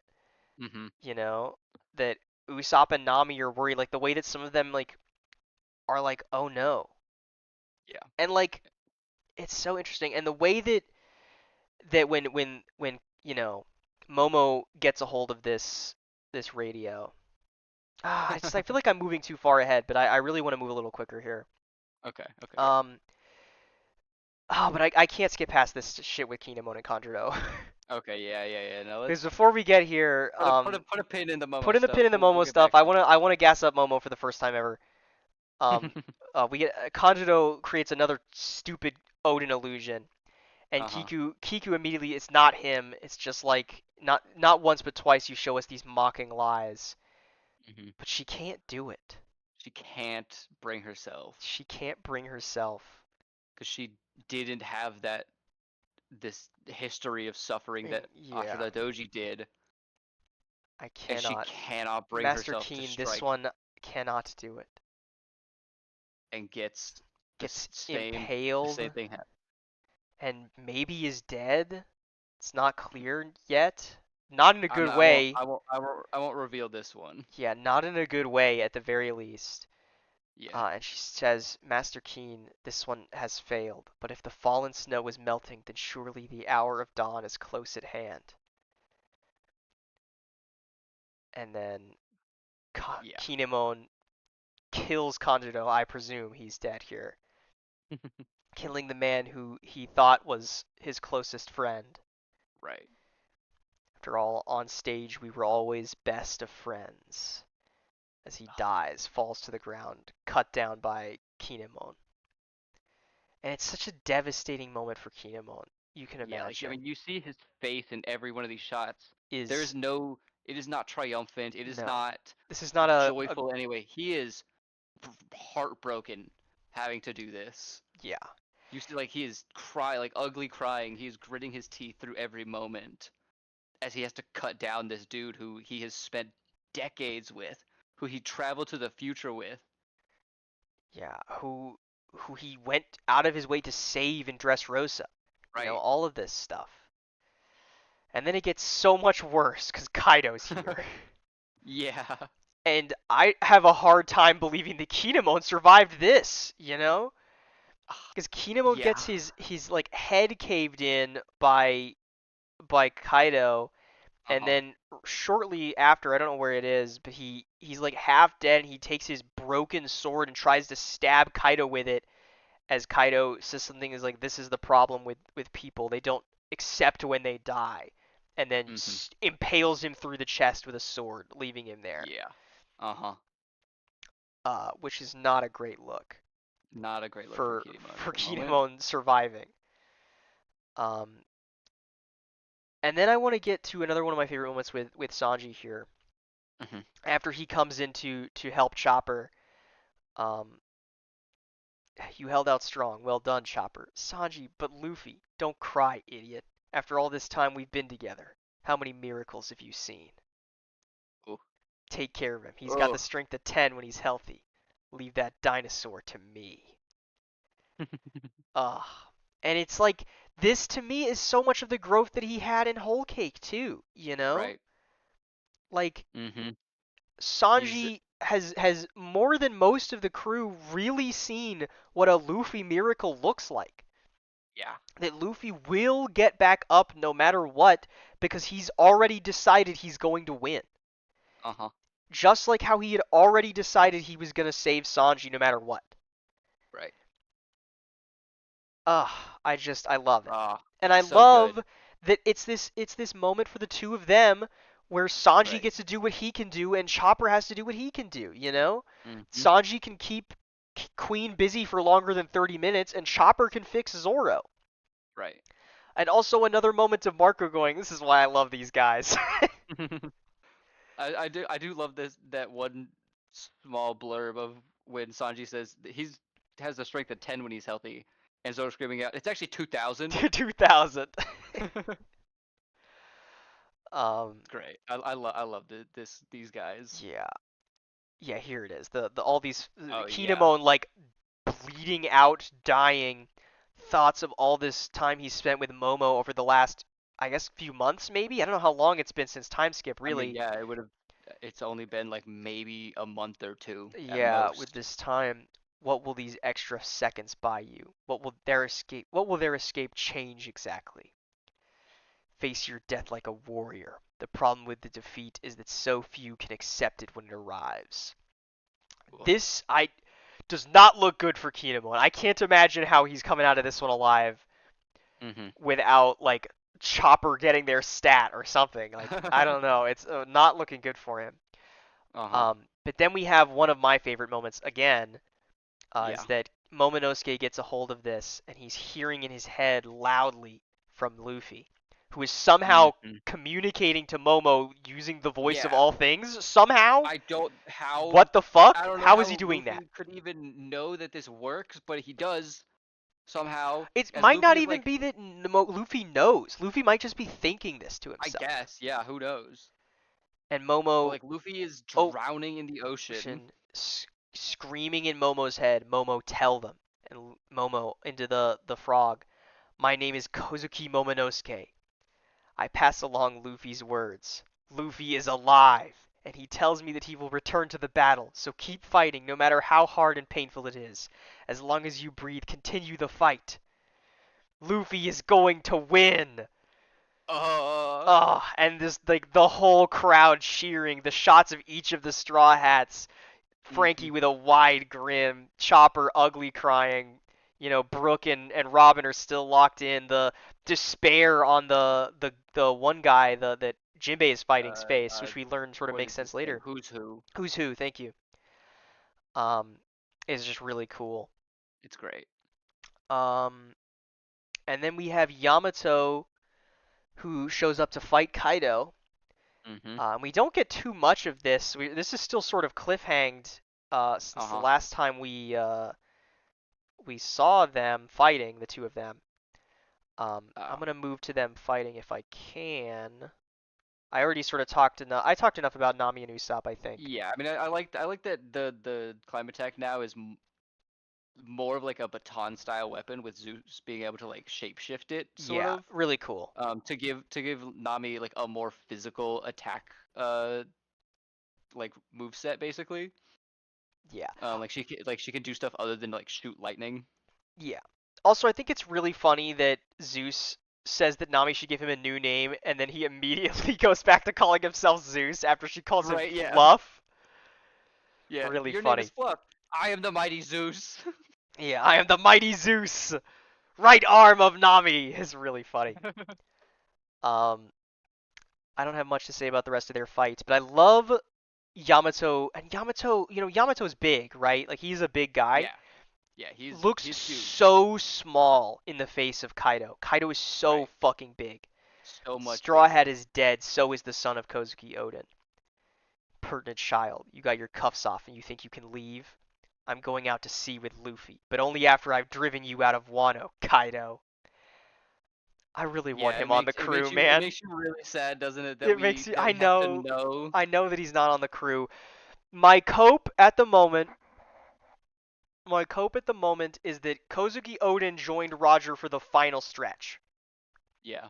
And so maybe we will have our Maybe Odin we join come at the back. final. We have to come Maybe we come back. back to Wano at some point. Because I mean we have to get to the end and then find where Laugh Tale is. So maybe we need Yamato for that final stretch. That's my hope. Yeah. All right. Yeah, Just yeah, because I yeah. would love Yamato, I'm so excited for more. I really want more Yamato. I think Uh-huh. that considering this fight has not finished, I think we're gonna get more Yamato in the next section. I'm really excited about it. Mhm. I don't have too much to Um say about their fight, the two of them. yeah, I Uh, mean we find out that Yamato does have have a a devil devil fruit, which fruit. I did not see coming. I really didn't He think that has was the going to be like the case. mythical He's a mythical dog dog fruit. fruit. I don't remember the name of it Yeah, because it's it's like some a Japanese something name. something something Makami.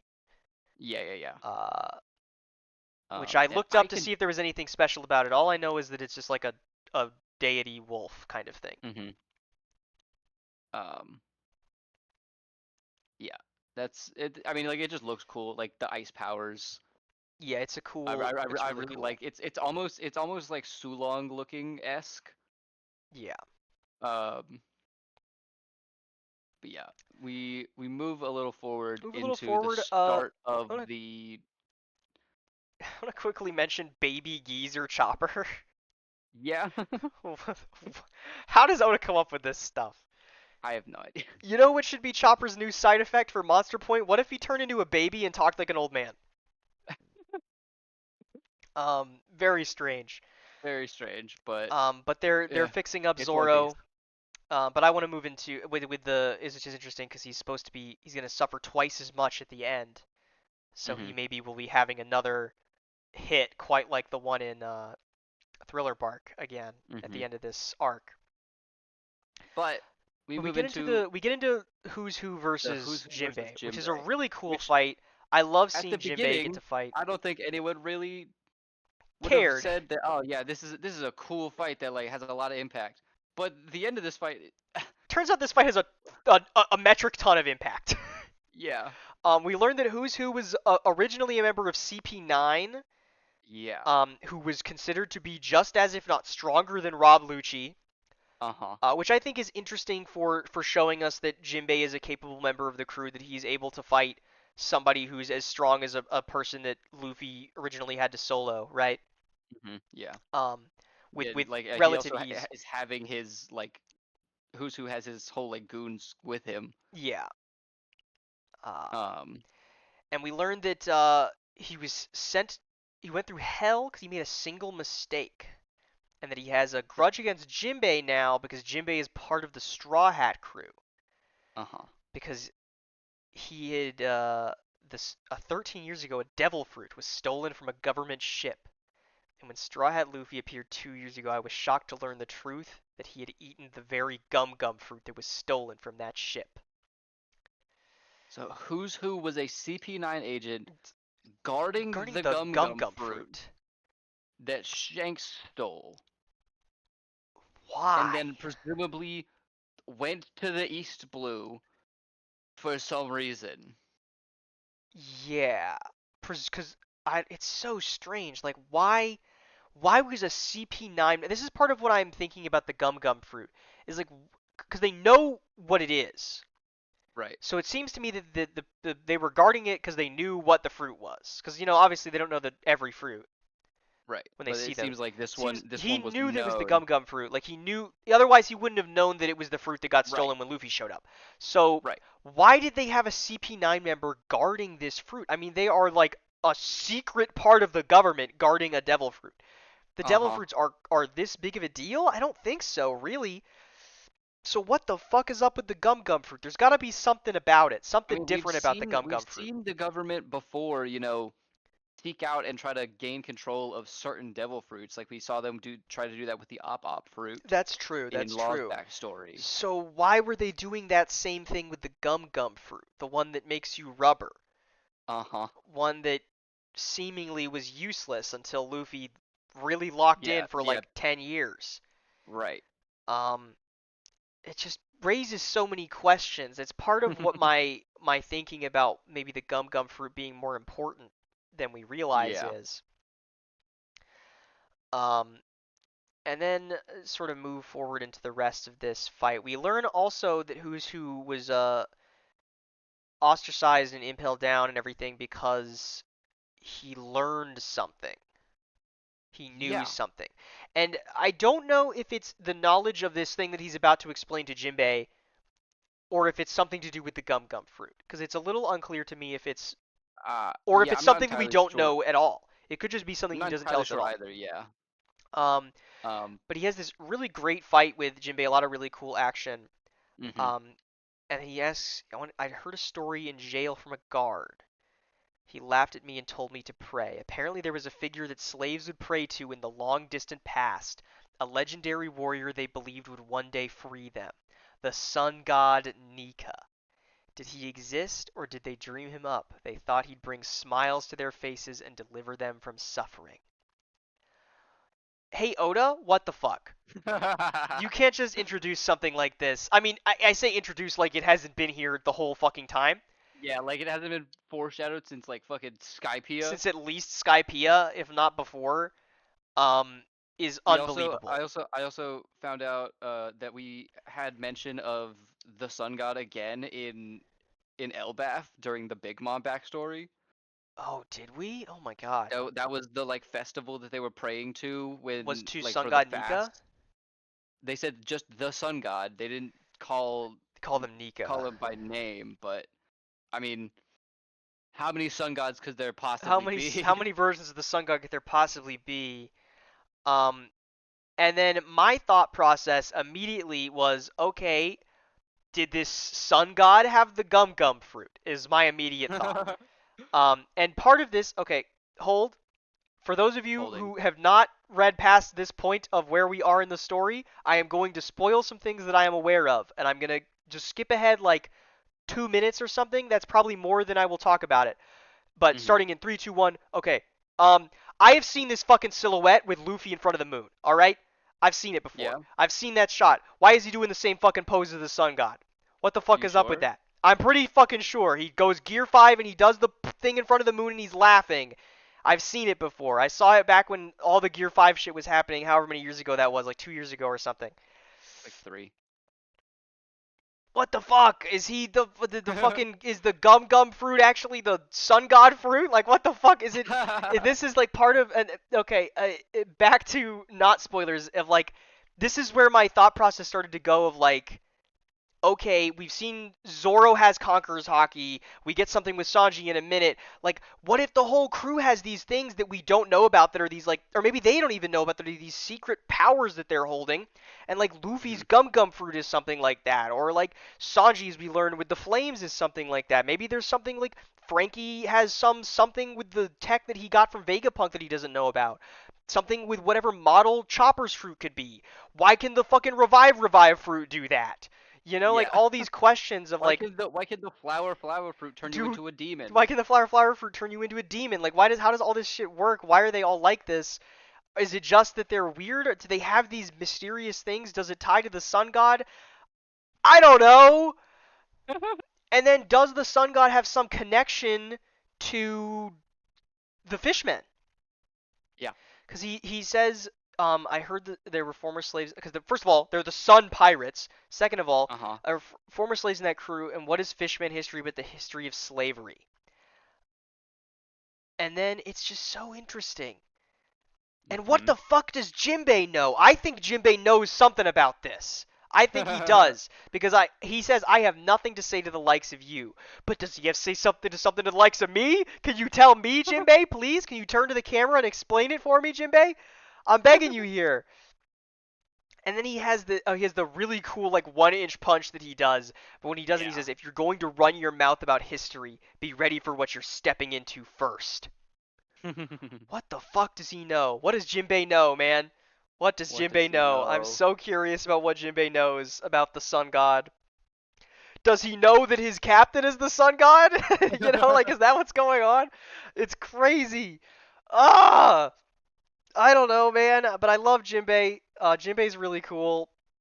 This Yeah. fight's really cool. What the fuck is up with that? Um,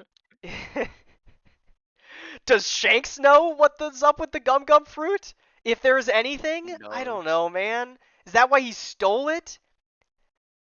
Yeah, why would Shanks go out of his way to steal this fruit off of a government ship?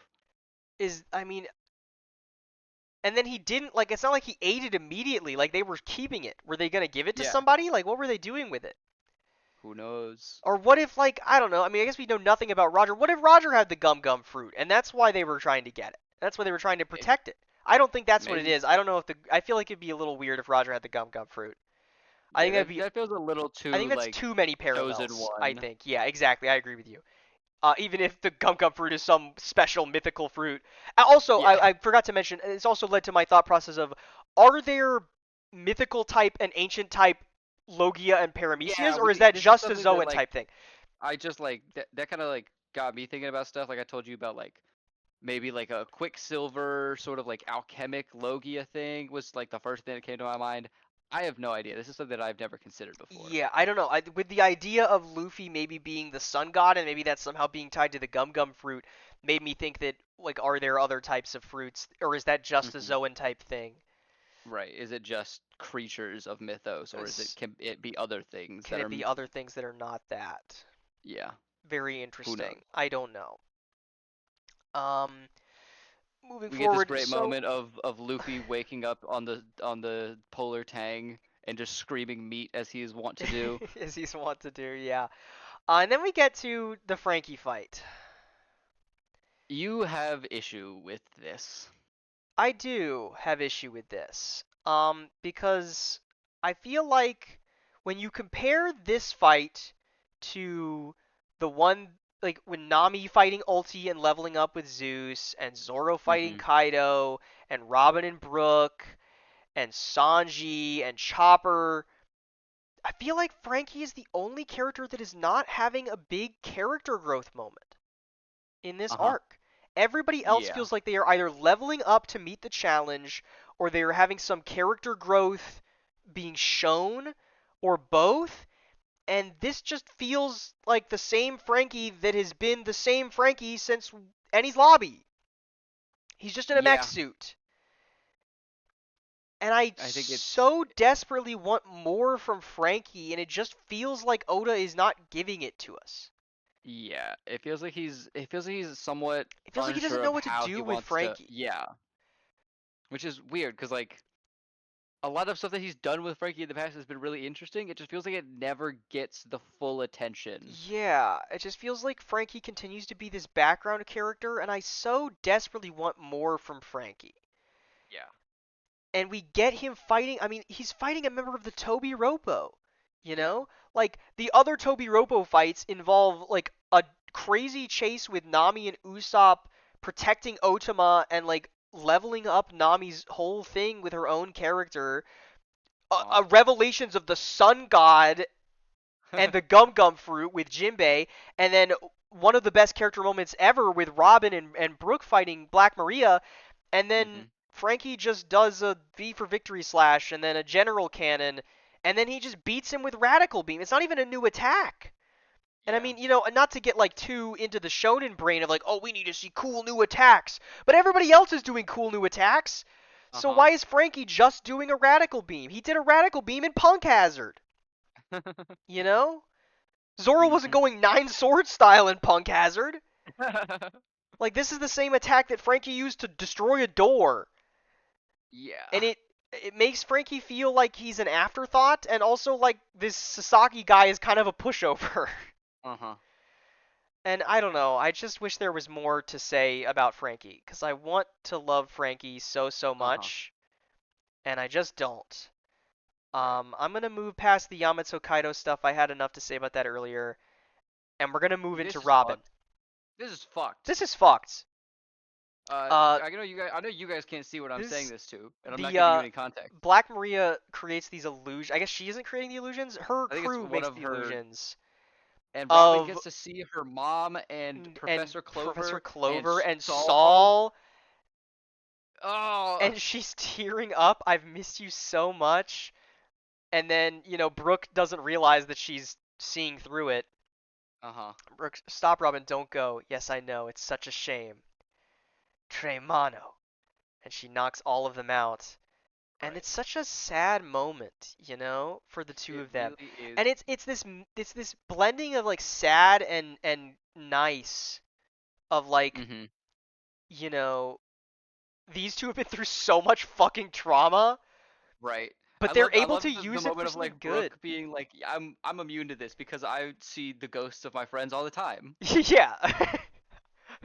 You didn't have any problem with it either. Well, after 50 years of practice wishing every day that the death of your friends was only a dream, one does get used to being hurt by illusions.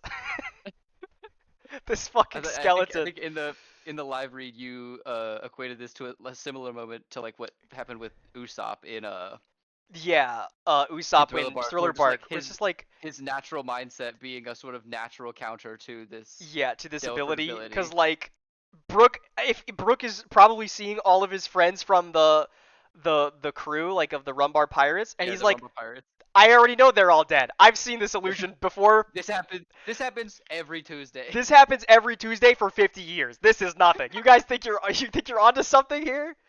Come Nice on. try. He's more worried about Robin not being able to deal with it, Right. which is really fun for him. And I I Mhm. love that the two of them, instead of despairing about their dead friends appearing to them, they're like, I guess the two of us have a lot in common. Right. Yeah, those trials were preparing us for today. It's so funny.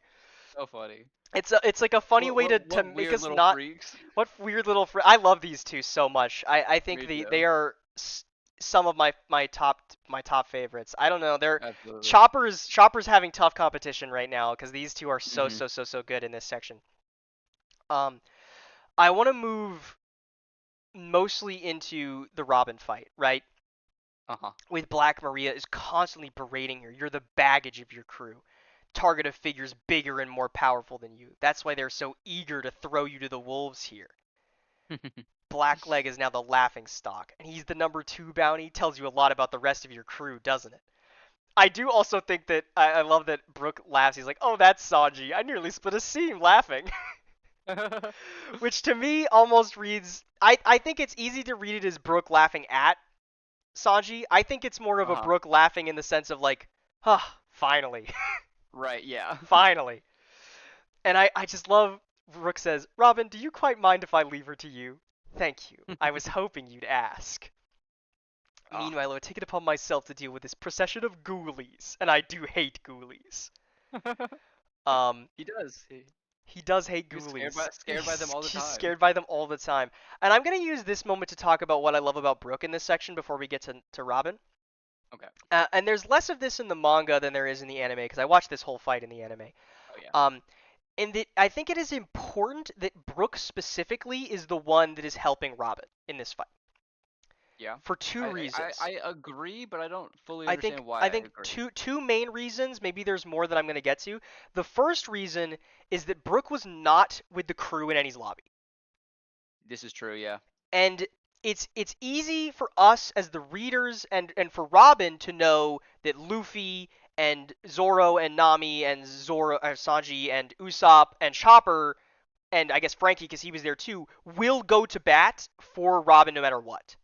Mhm. Brooke joined after that. And judging by how, when we met Brooke, half the crew didn't even know about Laboon or anything. It's very possible that Brooke has just never heard about what happened in Ennie's lobby. True.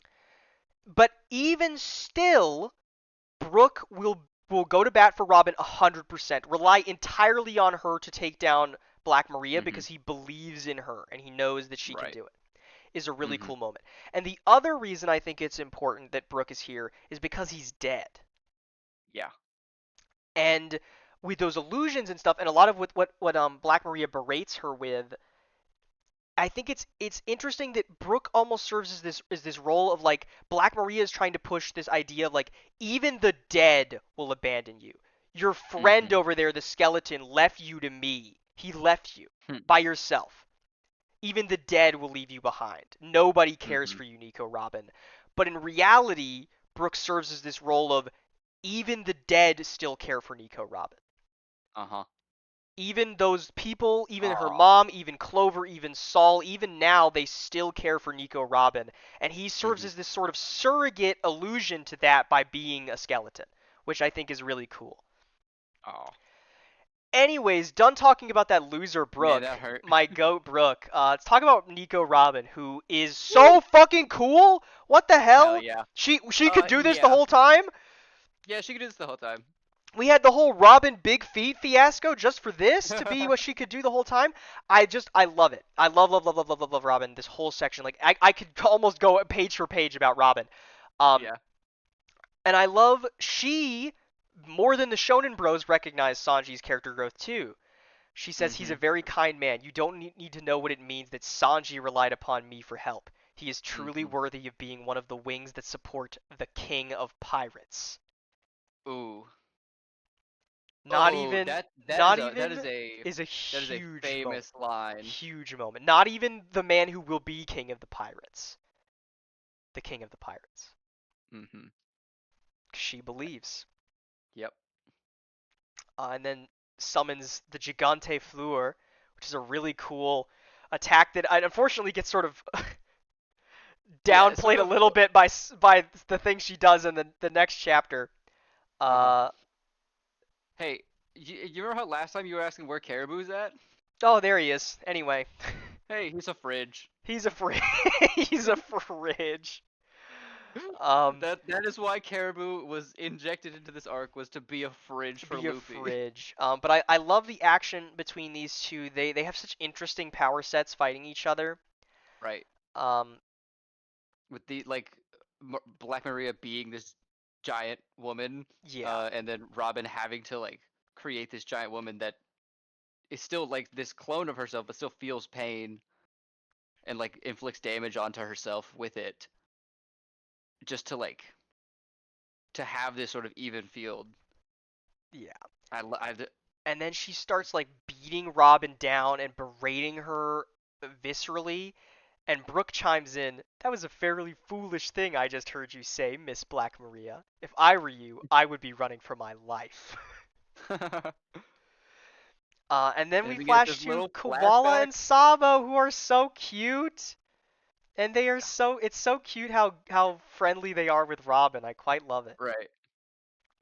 And we have Teaching her like actual like fighting fighting technique. techniques for her giant hands, and she Mhm. uses Mille Fleur, Fishman Karate, Yeah. Gigantium to bring down the roof and put down all the fires. I Uh-huh. forgot how little time there is between those in the manga, and Uh-huh. then unleashes what can only be her strongest technique, I'm sure. Sure. Demonio Yeah. Fleur. I can be a demon if I have to. I'll do it for the people who truly need me, for the people who are counting on me. And Black Maria is like freaking the fuck out. Stop. Why Uh-huh. do you look like that? What was God, that and you said about not it's needing arms and legs? it's this like it's reminds me and is similar to like the moment of Chopper being like, if the I want to be more of a monster to help people out, to help Luffy, of like I will be this demon Yeah, I will to be the help my demon child friends. that they believe that I am, if that means Right. helping my friends and helping the people that need me. Right. Oh. And this moment is really awesome in the anime with the Oh, sound. it's The so incredible. sound of her Of bones her cracking breaking. is crazy. I Oh my especially God. love. You don't really get it in the manga. You get the Brooke at some point off screen has put up this giant wall of ice so that the girls Uh-huh. can't attack Robin while she's fighting Uh-huh. Black Maria. In the anime, when Robin snaps Black Maria's spine, she snaps it so hard it causes the ice to split. Holy shit. And that's what this slit is here. At least that's what happens in the Oh. anime. Is the slit they're looking through is he made a solid wall of ice and she cracked Black Maria's back so hard that the ice shatters straight down the middle, Holy which shit. is crazy. And then Brook gets his cool orchestra attack, but I mean it's hard to live up to the Yeah, demon, right. Like the like this is a demonia really cool fluor. attack from Brook, but But it's cool seeing him incorporate his music more into his attack visually. uh-huh. However, Robin just turned into a fucking demon. Yeah. And I love that afterwards she's like, "Oh, I'm feeling tired now," and Brooke has to catch her, which is quite nice. Yeah. It's cute. And then we get into our final little moment Yes. with sweet little Momo, who's not so sweet or little anymore. He still is for a Actually, few well, more I guess panels. is there? Hold on, where is the? No, I'm just gonna skip past these. I don't know. I like that Hawkins has Kid Mhm. as a doll. I was expecting it to be Law Oh, yeah. because I was assuming that he had maybe kept Law as a thing after he had freed the Law's crew. Mhm. But it's also interesting that it's Killer or Kid because I don't think Killer would really care if it was Law. Right, yeah. Like if it was Law, Killer would be like, all right, I'm just gonna kill you then. But I think it's interesting. I'm excited to see maybe more of this fight. Like how can Killer beat Hawkins without killing Kid? Mhm. Okay, I thought all this stuff happened. I guess I'm forgetting the order of things because there's a lot Yeah. going on. Um, but we learn about I want to. Where is it? Where I'm just moving forward a little bit faster. Yeah. Uh, I want to get to Mark. Yeah, Marco. Marco has this really great moment. Oh, yeah. First of all, I've heard tales from long, long ago about the race of people atop the red wall who could burst into flames, and here we have King, the wildfire. Hey, Marco, what the fuck? You can't introduce that kind of concept to me. You can't just say something like that. You can't just say something like that, Marco. We'll come back to that in a second, though. Um, Uh-huh. and then they all started like he's got this huge phoenix stance, and then he just puts it away. All right, I give up. I'm satisfied. That's it for me today. Yeah, I'm done. I'm done. It's time for the stars to take the stage Mhm. as Zoro and Sanji as a team do a mean hit onto King and Queen together. Uh, And they say to each other, "Hey Twirly, once we conquer this battle, yeah, we're going to catch a glimpse of Luffy as the king of the pirates." oh. Holy fucking shit, bro. God Oh, damn it. man. Holy shit, bro. Oh my god. Um and then I love oh my god, I love Marco here Uh-huh. of like him flashing back to Whitebeard about all this Mhm. while staring at Yeah. these guys fighting is super cool. Yeah. Um I want to get to yeah, this. It's when Sanji's fighting Queen, and we learn a little bit that Mhm. Queen has some connection to Judge, which I Yeah. we had noticed last time, but is more explicit here. Mhm. Um, yes, is that burning leg of yours a machine part? Sorry, pal, I'm all human. Does a human burn like that? I know you ain't a Lunarian. Hey, Oda, what Um, the fuck? So so I am assuming that the Lunarians are these burning people from the red wall that Marco was talking about. yeah. And it's Um, I it is from this part of the story. It is a common theory that the reason Sanji has this ability is because somehow Judge spliced in some sort of Lunarian Lunarian DNA. DNA into Sanji as a when he was being Hmm. created. I wonder if it could be that his mother was a Lunarian and that maybe the splicing of the DNA fucked it up with the other three. That I mean that might be it, but also that'd be Um, weird because we don't ever see Sora have fire. okay, yeah, well, we didn't see Sanji do it for 200 something chapters. Your point? Fair I enough. don't know. I would rather this ability of Sanji's to be from his mother than from Judge, personally. Hmm. That's Yeah. why I like that idea more. Yeah. Um, It's yeah. what the fuck do you mean Lunarian? There's a couple thoughts on the Lunarian Hey, idea. what do you mean by Lunarian? First What of is all, the Luna? well, Moon? I'll Oh, get moon I'll get to people. I will get to the moon people in a second. First of all, they're from the Red Wall, but they're not the Celestial Dragons because we know that they went up to the Red Wall. Yep. Assuming the Red Wall, of course, means the Red Line, which Yeah, the maybe red maybe it line. Yeah. doesn't. I think Um, I that might be a translation thing. I'm not sure. so I've always assumed that he meant the red I'm line. assuming it's the Red Line. But I was under the assumption the Red Line was artificial, or potentially artificial. So maybe that's not Yeah. the case. If these people were from the Red Line, did they get Yeah, like kicked out way by the back. Celestial Dragons? Are they still up there? Uh, And what uh, do you mean Lunarian? Are they moon people? Are they from the moon? Does it have something to do? Regardless, I think, I've talked about the Binks' Brew thing before, and Luffy is uh-huh. currently in the Sun arc. If we're gonna do a Moon arc, Lunarian is right there as a thread to pull on. If Luffy needs Uh-huh. to become the Moon or deal with the Moon next. Yep. Um, but Sanji is probably a Lunarian or something of the kind, which is Uh-huh. another secret thing that we don't know about or that they don't know about that they're utilizing anyway. So what if Right. everybody's like that? Huh. uh What if Usopp really is Sniper King? What if he's real? You know? that'd be the Um, funniest shit. it would be so funny if Sniper King is real. In the same way that like Sanji's wanted poster was real with Duval, Yeah, and they right. just meet Sniper King's just a real guy. Yeah. I would love that. We get some other crazy reveal. So we get all this shit about Zoro, where Kawamatsu and Hyogoro are talking to each other. Told me she was Uh-huh. going to give that man Emba. There was a reason I could not bring myself to stop her. He's a pirate from across the sea, and yet strangely enough, he is the spitting image of Shimotsuki Ushimaru, daimyo of Ringo in his youth. Precisely, even his style with the sword is the same. Lord Uh-huh. Ushimaru was a descendant of Shimotsuki Ryuma, the god of the blade. Add the fact that he returned Shusui to Wano, and I cannot help but feel that fate is at work, especially when you consider that Ryuma was also a mighty one-eyed samurai. Hey Oda, what the fuck?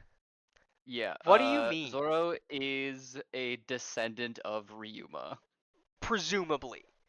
Uh, I'm just yeah, telling you that I is think fact. it's That is it's okay. It's a fact. All right, I can accept that. it gets revealed later, like in an SBS.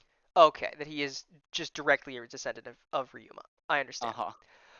Hey Oda, what the fuck? What do you mean? You can't just say that. That's ridiculous. How Uh, how am I supposed to like out of nowhere? You know? right. Um, I just like it's so crazy. Like how it's just reveal after reveal after reveal, and like what does that have to do with like this guy fought with a three sword style too? Has one eye? Like what do you mean?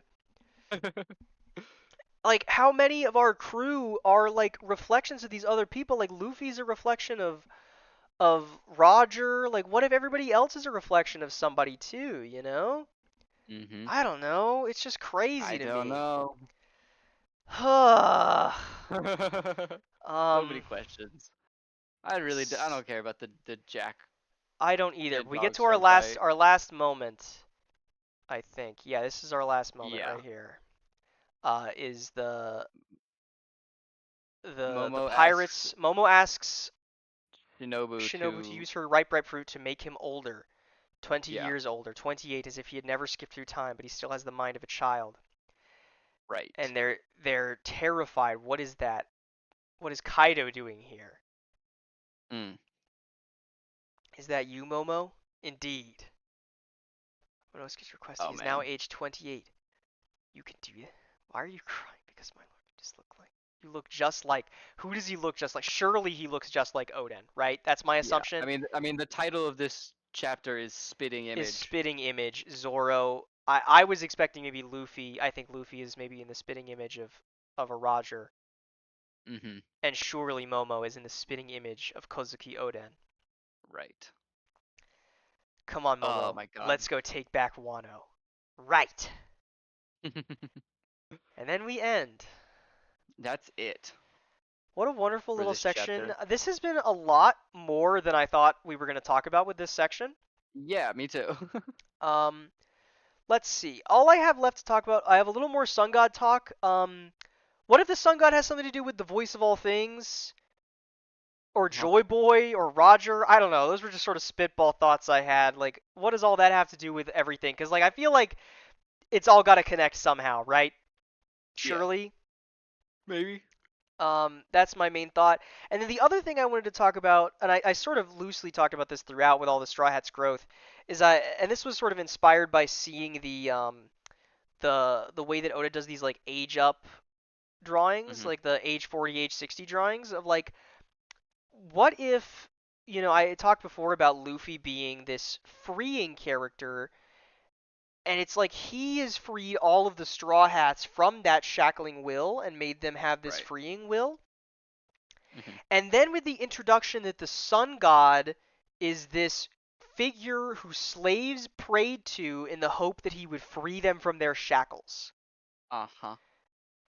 I mean, come on. Yeah, right? The fact that I chose the language of shackles last time Yeah. only for that to be the follow up, and that's sort of what was making me think even more that Luffy is this sun god. Because Luffy has freed people from these shackles. He literally freed Yamato from shackles earlier in the arc. Yeah, like literally took handcuffs off. Literally took literal handcuffs off of Yamato's wrists, you know? Mm-hmm. And it's just so interesting. I don't know. I'm very excited for the end of Wano. There's Mm-hmm. so much to Wano. I think we're going what? We're spending 2 weeks on this, right? I'm Yes. reading this over I two think that weeks. I think that we'll still, because we have a week backlog on uploads, Yeah, right? the backlog is I So think a week so right now. we're not gonna be missing a week. We'll just Not have a upload. backlog anymore. Yeah, we'll just not have a backlog. But But there's not I think that that's much fine. more One Piece to get through, so the Yeah, backlog won't really. matter for too long unless something catastrophic happens in Egghead Island. I mean, Yes, what? I don't we're know what the next gonna island is. over the we're getting into the holidays. We're gonna give Lad here 2 weeks to read the last Yeah, I'm fifth gonna of need it, I Wano. think. Considering my schedule, I'm gonna need it.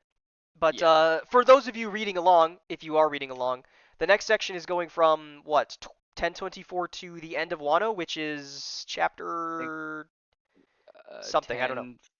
1049, I think it's. 59. I think it's. I don't know. I don't remember. I don't know. Um, The end of Wano. the You end can of look it up. Wano. He'll let us. He'll let me know. Yeah. Um, and if you've made it this far, you Oh, probably liked the video. you you must have. You Surely must have. you did, Surely right? you must have liked the video. So did you click the like button on the video that you liked? You should do Did you that. like it? Click if you click the like button, then you the like counter will go up by one, which is cool. Yeah, and since there's so few likes on the channel, you can see it go up by one. Imagine Right. you have the power to make a number change, Right. make a number go up. Imagine that kind of And dopamine rush you'll get when you click the like button. right. Bigger number go up, more dopamine, bigger Number number, go up. better person. Yes, bigger number, better person. Yeah, Um, exactly. exactly. And while you're at the like button, you should click the subscribe button and maybe the bell icon. Yeah. Because if you sat through all of this, you probably want to see more of this, and there will be Uh-huh. more. I can assure you, Yeah. because there's more Wano, and there's more One Piece, and those are both exciting things for Yeah, everyone, I'm these sure. are both good things. And you love One Piece. Yeah, you love One Piece, and we love One Piece, and liking the video will let other people who love One Piece see the video and love One Piece even Yes. more. And if you really love One Piece, you leave a comment, and if that comment makes Hmm. Misfit cry, we're gonna put a heart on that comment, and Yeah. that's my promise to you, the Hmm. fans. The You know what I'm saying? The fans. fans. Our You can make the number go up, and you can make our tears flow from seven Misfit. fans. We have 8 fans. We have 8 fans. We have Holy 8 fans. shit! Holy shit! 8 fans last I checked. Whole 8 fans. You love to see it. Hey, the 8 of you, real ones. Y'all real as fuck. So true. So true. Do we have anything else to cover? We have the thing about Um, you have some things about Momo, don't you? Do you want to talk about those yeah, I want. before after I I plugged just want everything? to talk. I I want to forgot talk about I was on loosely. plug mode. Yeah, it's fine. I want to Sure. talk loosely a little bit about how much Momo is sacrificing in this last All moment. right, I'll let you yap for a little bit then. Um, because it's not. It obviously it's this grand moment of like sort of almost triumph that Momo is like become this this full dragon, but he's giving up 20 whole years of his life. He is that he cannot get back. He is also not he's not aging like he normally would. Like he's just been given the body of a 28 year Yeah, old he's not 20 with years the wiser. yeah, he's with the mind of an 8 year old. And if you can imagine what people are going to think and treat him as now, the people of Wano when he comes back are going to see Momonosuke as Odin now, Yeah, they're gonna see while him, and it's still been 20 being years. this They're going to scared assume that he's child. aged 20 years. Right. Like he's going to be still this scared child who we've known since Punk Hazard. Even with all the growth that he's done, he's still mentally 8 years old. I think that it is cannot be overstated how much of a sacrifice Momo is making in this moment, and I think that that goes a very long way into what the other thing I want to talk about, which is how do you in a series like this that is so focused on the freedoms of people and your own will, how do you how does Oda you know make someone who is born into a position like Shogun, like Momo, make him earn that position, and it has to be through sacrifice for his people. That is the only way that someone like that. That is what happened with Vivi. That's how, like, Vivi and the people of the Kingdom of Alabasta are a, monarchy, which seems to go against what you would think Oda would be saying about stuff. But it's not. He's not saying monarchies are bad or that inherited power is bad, but that you have to still be a good leader and to sacrifice for your people, which is what Momo has done Exactly. over and over and over again. I just think it's really really great writing to show how Momo can earn the title of Shogun while also it being his birthright. I agree with you. I agree with you. Very good. That's all I had on Momo. I'll probably have Um, more next time. most likely, I imagine I will also have more on Momo next time. I feel Um, like I would be shocked if neither of us had anything to say about Momo next time. yeah. After this cliffhanger. Is there anything else you wanted my thoughts on? Um. Oh, there is a moment that I think we skipped over a bit. Oh, okay. Sanji, when talking to Zoro, says after putting on that raid suit, I feel a little Oh, I weird. forgot about that. Yeah, not worse, just weird. Yeah. You have any thoughts on that? My thoughts is maybe it's got something to do with the Lunarian DNA Yeah. and that like it's triggering it somehow, but I don't Okay. know. That's like the Okay. the most I have unless it's like a trap from Judge or something. Like I don't putting on know. the raid suit is Like like fucking him up or counteracting something. whatever Yeah, whatever whatever good she Sora did. did. Yeah. Um and maybe I don't know, it's like cuz the thing is that it's not bad. Or at least Sanji doesn't feel bad. But I don't that Right. doesn't necessarily mean it's a good thing. Yeah. I don't know. My thoughts is that maybe it's doing something with his Lunarian DNA. hmm I mean, I had said previously that like I think that there's some either actual like something actually happening or something like mentally happening with Sanji using the raid suit and then giving into his worst impulses. Yeah. So I don't know if that has something to do with this or what, but I just wanted to make sure that we touched on that Yeah, who in knows? case it becomes Maybe relevant. depending on maybe there's more to it next time. Maybe there's more to it in an arc that hasn't happened yet in the history of One Piece. I don't know. Hmm. But it's there. I don't know. I'll try and be thinking about it at least. Okay. Yeah, yeah, yeah. And I believe that's all that the two of us have for this I think section. so. A lot more than I thought either of us had for Yeah, this really. section. This was a shorter section. I didn't expect to talk this much, but Um, and with that, I think it's time for how we always end these. Cheers. cheers.